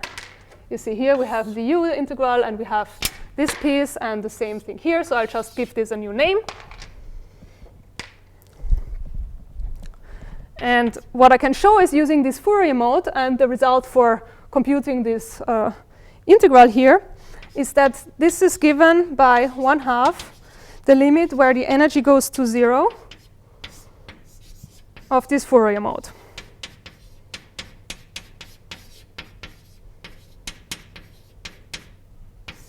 Okay, so how do you get this?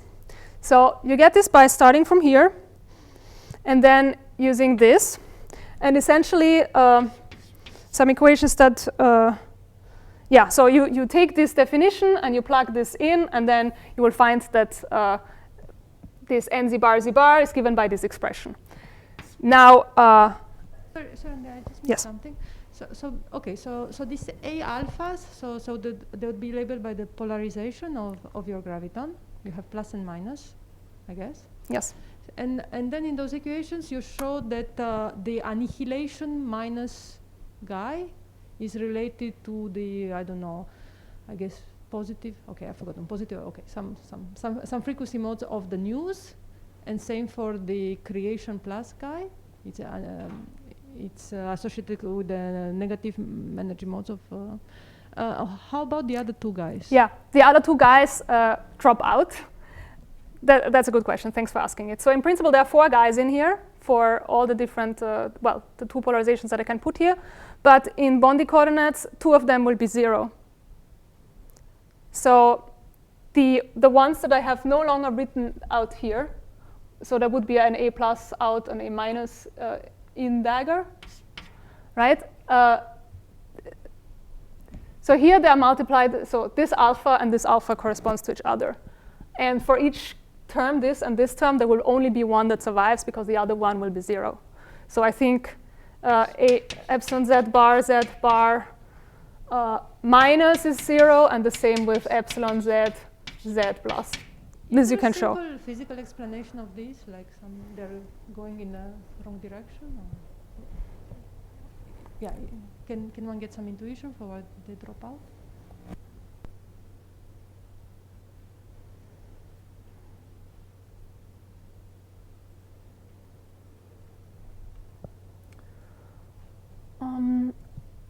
In a sense, so I have not written out ZZZ. That one will contain the opposite helicity modes. I see. Good. So I guess that answers the. They probably have the 2 other guys in. Exactly. They have the 2 other guys in it. Yeah. So this will have the A plus out and the A minus out dagger. Yeah.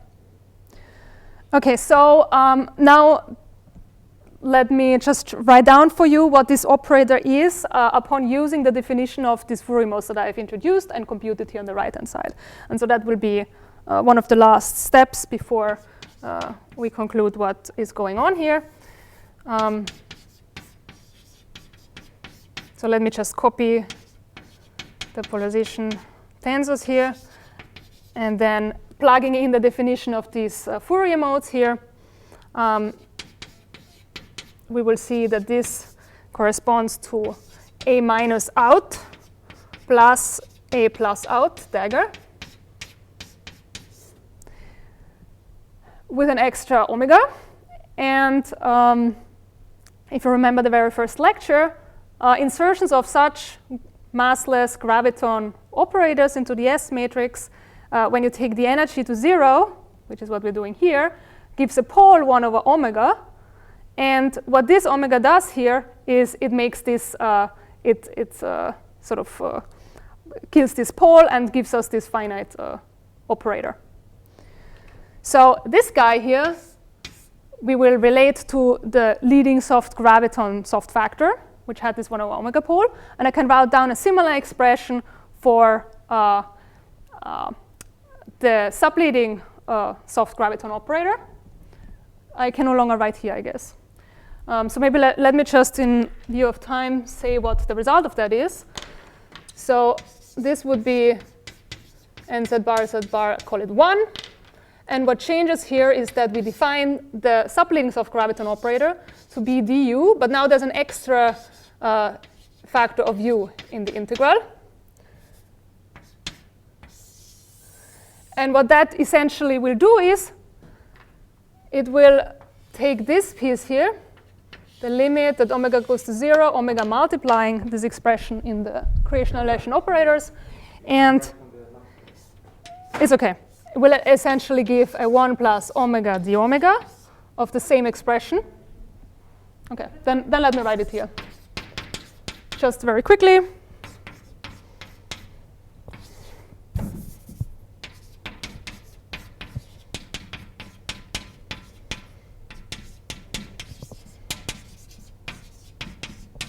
So instead of a factor omega, I have a 1 plus omega d omega, and otherwise the same expression. Let me write it here. But now I have a minus A out. And this minus essentially comes from having this extra factor of u. And maybe let me just give you just a quick note on how you get these expressions. So when you plug in these Fourier modes, there will be a factor of omega in them, and there is a factor of e to the I omega u. And so essentially what happens in order to go to the last line is you have something like, so let me call this omega here, give it a different name because I also have this omega here, so let me call this omega q.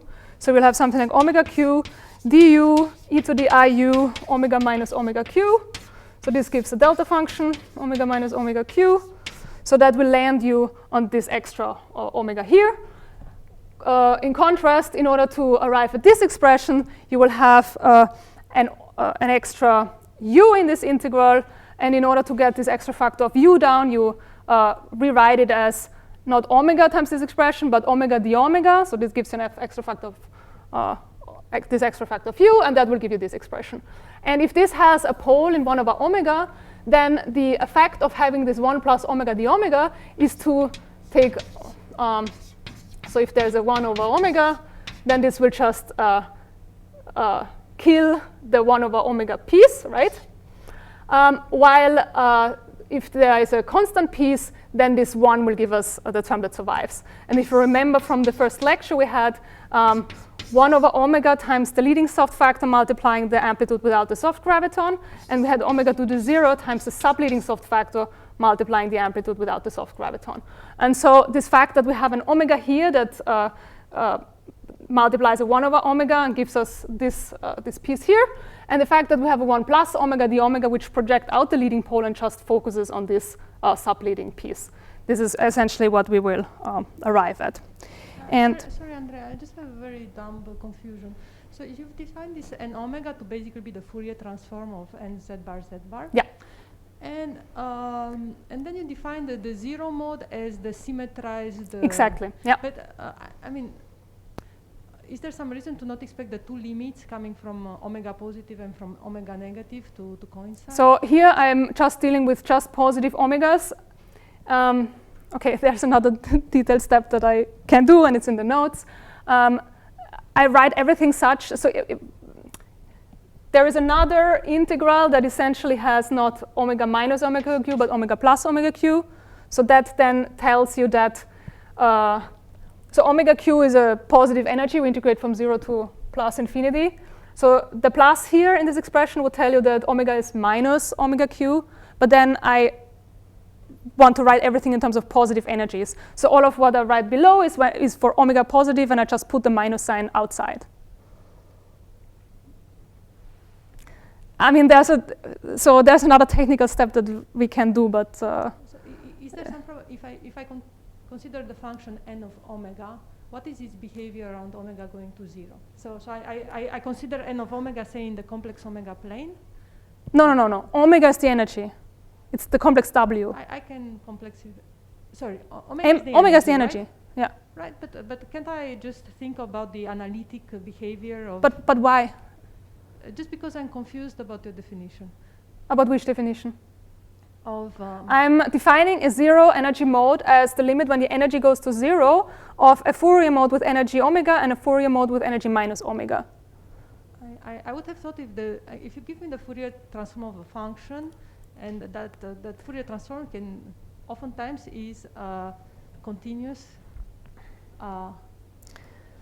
Continuous function of the frequency, and therefore the two terms should be equal. Your terms are not equal unless I'm being completely. So I'm just asking: is there something special about the behavior of this Fourier transform? Probably I want to think of that as a function of complexified omega. That leads to no, why? I can take I omega u plus e to the minus I omega u and then take omega to 0. So here I'm defining 0 mode. So it's a bit tricky, but what do you have against the symmetrized version of the definition?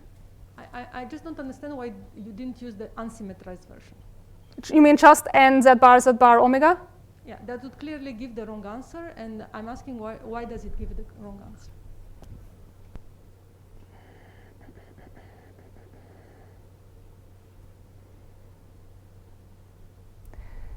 The point is,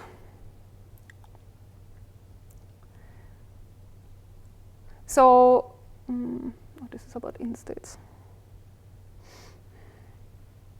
So one of these terms will give me a minus out, and the other one give me a plus out dagger.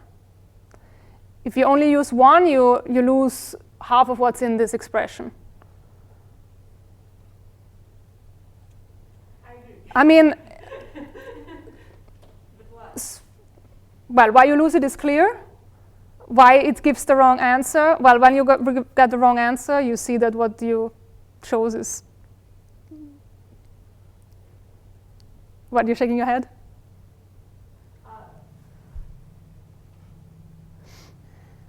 No, I was just wondering if there's some deeper reason or some different way of understanding why you have to do this particular procedure. So a priori, related maybe to the analytic property of this Fourier transform of n z bar around omega equal to 0. But I was wondering if so I'm not okay. So in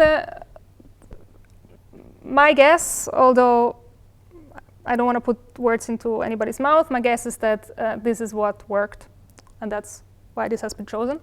I can tell you, maybe we come back to this in the next lectures, once we go to the coordinates that are suitable for the celestial sphere and we try to write all these symmetries as generators in this two-dimensional theory, the same problem of how you pick the soft modes arose there too. Naively, coming from momentum space, you would miss one mode. So if you think of a phase space with P and Q, naively we would only have one of the two and not the other.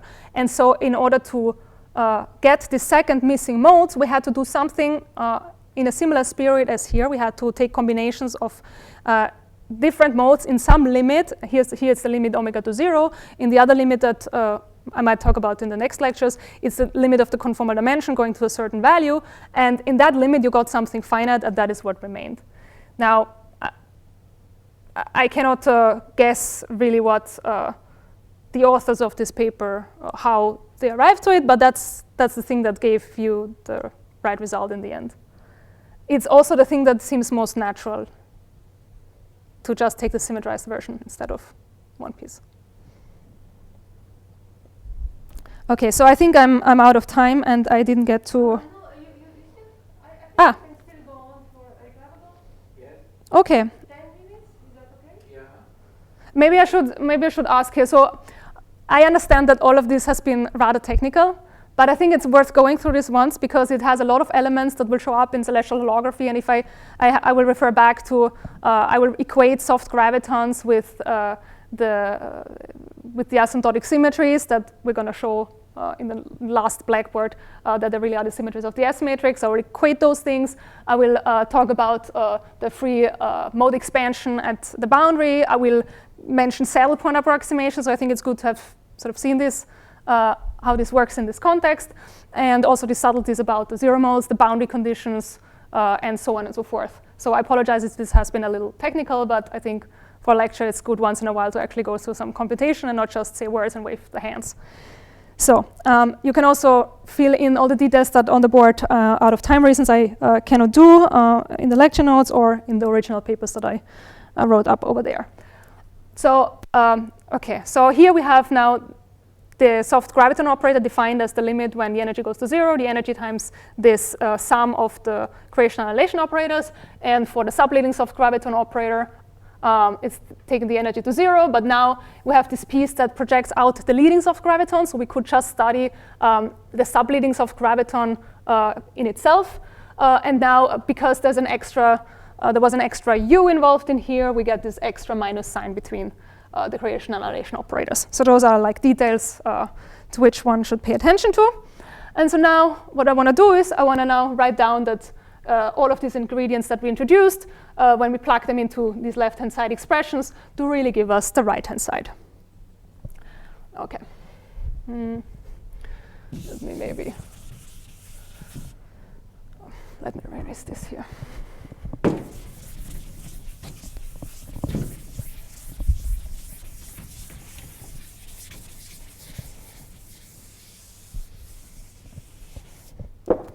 Okay, so what do we need in order to show this? So in the soft charge, we have the appearance of, to show this. In the soft charge, we have the appearance of the news. We have just written out on 2 blackboards what that is.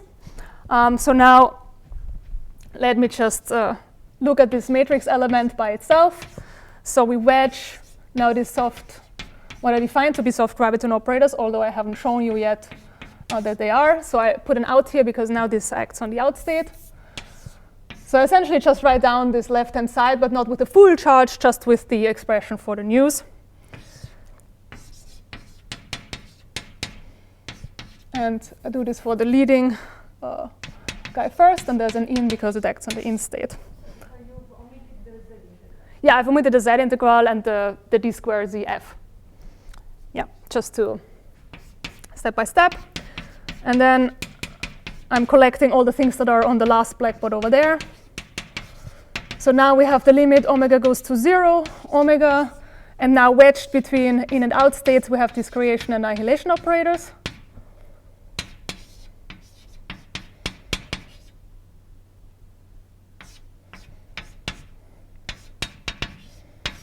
So I have written out over there on the blackboard only the n for acting on the out state, but then there's also an n acting on the in state, and I put the labels on the operators here.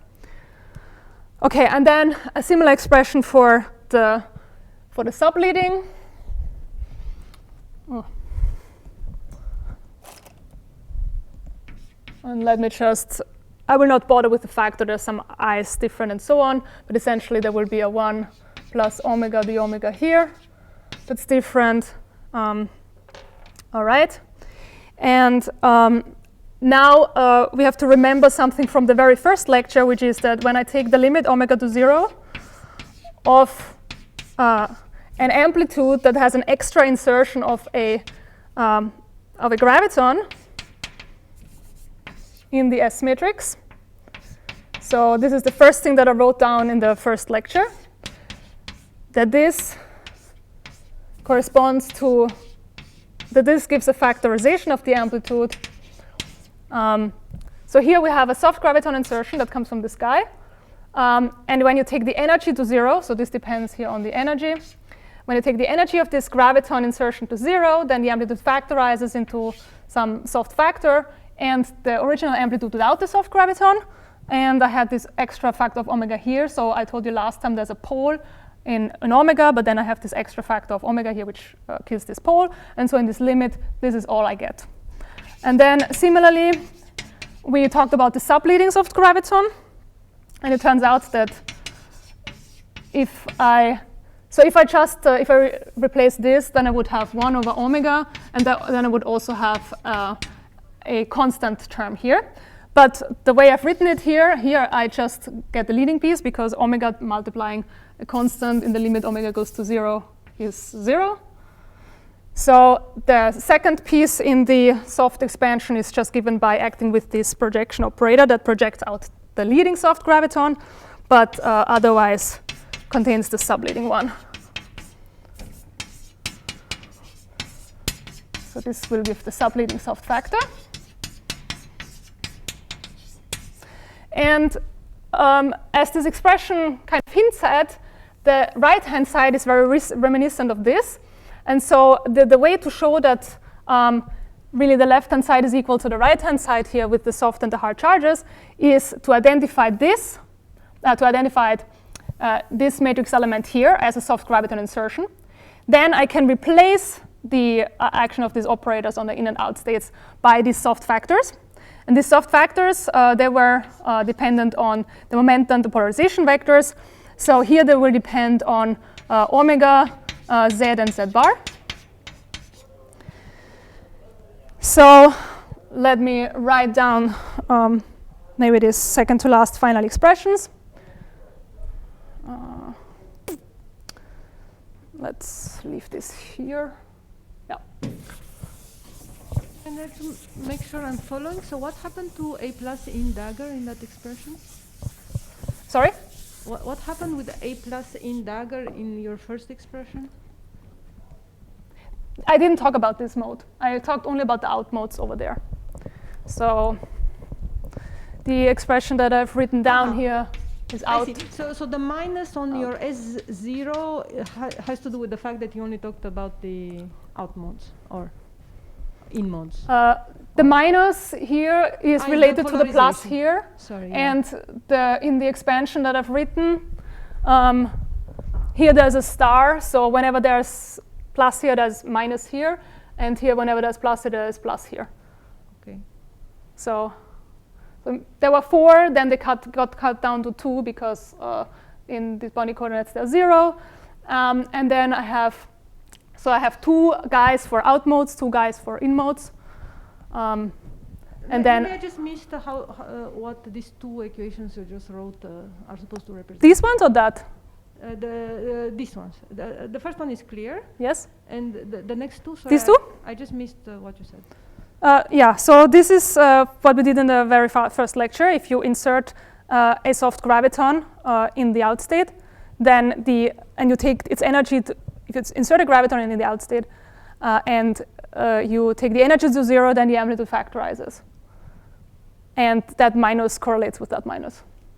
There's a polarization. Yeah. Other questions? Right now you're not, I mean, at least you're only considering like the 0 energy mode, so you didn't consider the other Fourier modes here. Yeah, so I want to show that the soft charges here are related to the insertions of soft gravitons. So I have defined the soft graviton operator, one that will relate to the leading soft graviton and the leading factor, and one to the subleading soft graviton and the subleading soft factor. And now I'm just looking at the matrix element. So here I have not derived, this didn't come from this left-hand side. Yeah. I have just written out this matrix element with these operators defined. Now I see that these operators look like, or actually are, the insertion of a soft graviton. I can replace them by the soft factors. The soft factors dependent on the momenta and the polarization vectors. So in the parameterizations that I've chosen for those, these will depend on the energies and the points z and z bar. And now what I have to do is I have to plug what I've found here into this equation. So let me maybe do. No, okay, sorry. Okay, so here I'm just looking at for fun, I'm looking at this matrix element of this mode that I've defined over there. I called it soft graviton operator. I'm just computing what it is. This is what it is. This, if you look at this long enough, and there's an S missing, you will see that actually this is the insertion of a soft graviton. So this piece is the insertion of a soft graviton in the out state.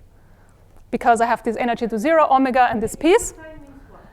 Sorry? This means, this is what I wrote down, the first equation I wrote down last time, which is that if you have an amplitude, this is Weinberg, yeah. Okay, sorry. This is a result that exists already. Weinberg, and then here Cacciato-Strominger. So this result exists. I have for fun now computed some matrix element. I see that the result of this computation in boundary coordinates, blah, blah, blah, is precisely the left-hand side of Weinberg's soft theorem. So now I can replace the left-hand side by the right-hand side. And for the A plus in dagger term, you could again use Weinberg, yes. But with an extra graviton in the in-state. Yes, perfect. Good. So now I plug in the soft factors into this expression. And moreover, because this was not all that I wanted to compute this, but integrate it over the sphere with the polarization tensor, yada, yada, yada. So I have to now include all of that. It's not just NZZ that I'm putting in, but du NZZ that I'm putting in, but all of this. Okay, so in this expression, long story short, for super translations, I will get now the integral d square z gamma cz bar dc squared f that comes from the charge, and then I have from the news the polarization tensor, and now I'm plugging in, instead of this right-hand side, I'm plugging in that right-hand side. So that's just a soft factor out as in, and similar story for super rotations where I have dz cubed yz and s1. And here I've ended up with having the minus helicity graviton. So that's super rotations. So I have now these two expressions, which are the left-hand side here.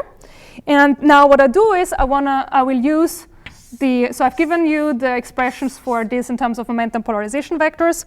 I now choose this parameterization that I've written over there, where we replace p and epsilon by omega z bar. I plug this in. I take this equation, I integrate by parts so that the derivatives don't act on f and y, but they act on all the rest. The rest will be expressions that contain 1 over z terms. And I will use the fact that dz bar of 1 over z is 2 pi delta, two-dimensional delta function in the z-plane. So this will be made heavy use of. Then I get a simplified expression that will contain these delta functions, and then I can integrate over the sphere. And then this will finally land me on the final expression for what the left-hand side is after plugging in all these details. And since I'm out of time, let me just state that once you use this delta function and you integrate over the sphere, what you end up is really these right-hand sides, which we obtain differently from the action of the hard charges. Yeah, so I think that's it. So maybe let me summarize. So in the beginning, we wanted to show that these superrotation and supertranslation charges that I wrote down are a symmetry of the S matrix. So that amounted to showing this commutator. Then we sandwiched this between in and out states. Then we said, OK, to do this computation, let's split the total charge into a hard and a soft piece. Then the statement of charge conservation, or the fact that the charges give rise to symmetries of the S matrix, becomes this. We evaluated the hard charges, or I gave you the expression for the hard charges acting on the states, which are these right-hand side expressions, the sum over F and the energy, and then more complicated for superrotations. That was the right-hand side. And then we spent a long time trying to understand what this left-hand side is. For this left-hand side, we made a little detour in the mode expansion. For the metric perturbations to the boundary, we went through a lot of technical details in order to write down what this becomes after the saddle point approximation. This is the expression that we got. Looks very simple at the end, or much simpler than all these steps in between. Then we looked back at the definition of the charge, which contained the U integral over the Bondi news. Now, the U integral over the Bondi news, we gave that a name. We called it a soft graviton operator, and leading and subleading. Then we wrote this as an expression in terms of limits where the energy is taken to 0 of some Fourier mode, which is just defined as, well, the Fourier mode of the Bondi news. We computed that used a couple of slick statements to simplify these expressions. One, for the leading guy, we got this omega multiplying the operators, and for the other one, 1 plus omega d omega. And we got different signs between gradation annihilation operators. Then we took that, we computed a matrix element sandwiched between in and out states, got some result. Then we found, oh, but this result looks very much like what shows up in Weinberg's soft theorem, where we know what the answer is. The answer is that there's these soft factors. These soft factors are given by an explicit expression. We can now massage these explicit expressions a little bit. And by massaging these expressions a little bit, which I haven't shown, but it's in a note, you will find that they give precisely these expressions here. And so at the end of the day, we have shown that the left-hand side and the right-hand side are really equal, and therefore supertranslations and superrotations are really symmetries of the gravitational S matrix. Okay, any questions?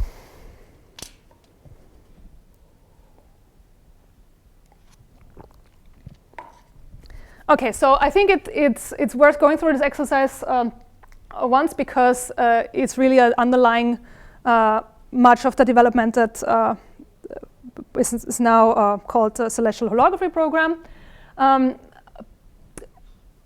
It's an important result because it shows that soft theorems and asymptotic symmetries are related. There's another corner of these infrared relations which I haven't talked about, which is the gravitational memory effect. If we don't get to it, then maybe I can refer to Monica's lectures on asymptotic symmetries a few years ago, where probably you discussed the memory effect. That's another way to phrase the statement soft graviton theorem and these asymptotic symmetries and the memory effect, which are really the same thing after you massage them in certain ways. Maybe just the one line that I can say is, so here Weinberg's soft theorem is a statement in momentum space. If you Fourier transform the statement to position space, that's what the gravitational memory effect will give you. And there is one that's called displacement memory that's associated to the leading soft graviton, and one that's called spin memory that's associated to the subleading soft graviton. And if you don't remember from last lecture, so this soft factor corresponds to energy conservation at every angle, and that's essentially what is written here. So omega is the energy, and here you have the sum of all the energies in and out, and f is an arbitrary function. If it's constant, we have total energy conservation. If it's not a constant, then it's energy conservation at every angle. A little bit more complicated is to see what's going on here, but the statement is that you have angular momentum conservation at every angle, now with this vector field y. And you can write these two statements, and you can write down these soft factors, you Fourier transform them to position space, and at U will jump the memory effect of Braginski, Thorne, Polnareff, and Selovich. So that's the way to see that those are also equal. And in having written these soft factors, leading and subleading, in this parameterization such that we see that they correspond really to the action of the hard particles and equivalence with the soft theorem, we can further massage these matrix elements that I've written down over there to actually see that the leading soft graviton has to do with a word identity for a Kac-Moody symmetry, and the subleading soft graviton has to do with a word identity for a stress tensor. And we will interpret or talk more about this so-called supertranslation current and the stress tensor, which now will be then understood as 2D operators in disputative celestial conformal field theory at the boundary of asymptotical flat space. So that's what we're going to do next time. Just see a little bit how the word identity for Kac-Moody and Virasoro symmetry come about from these expressions that I've ended up writing down here. Okay, thank you.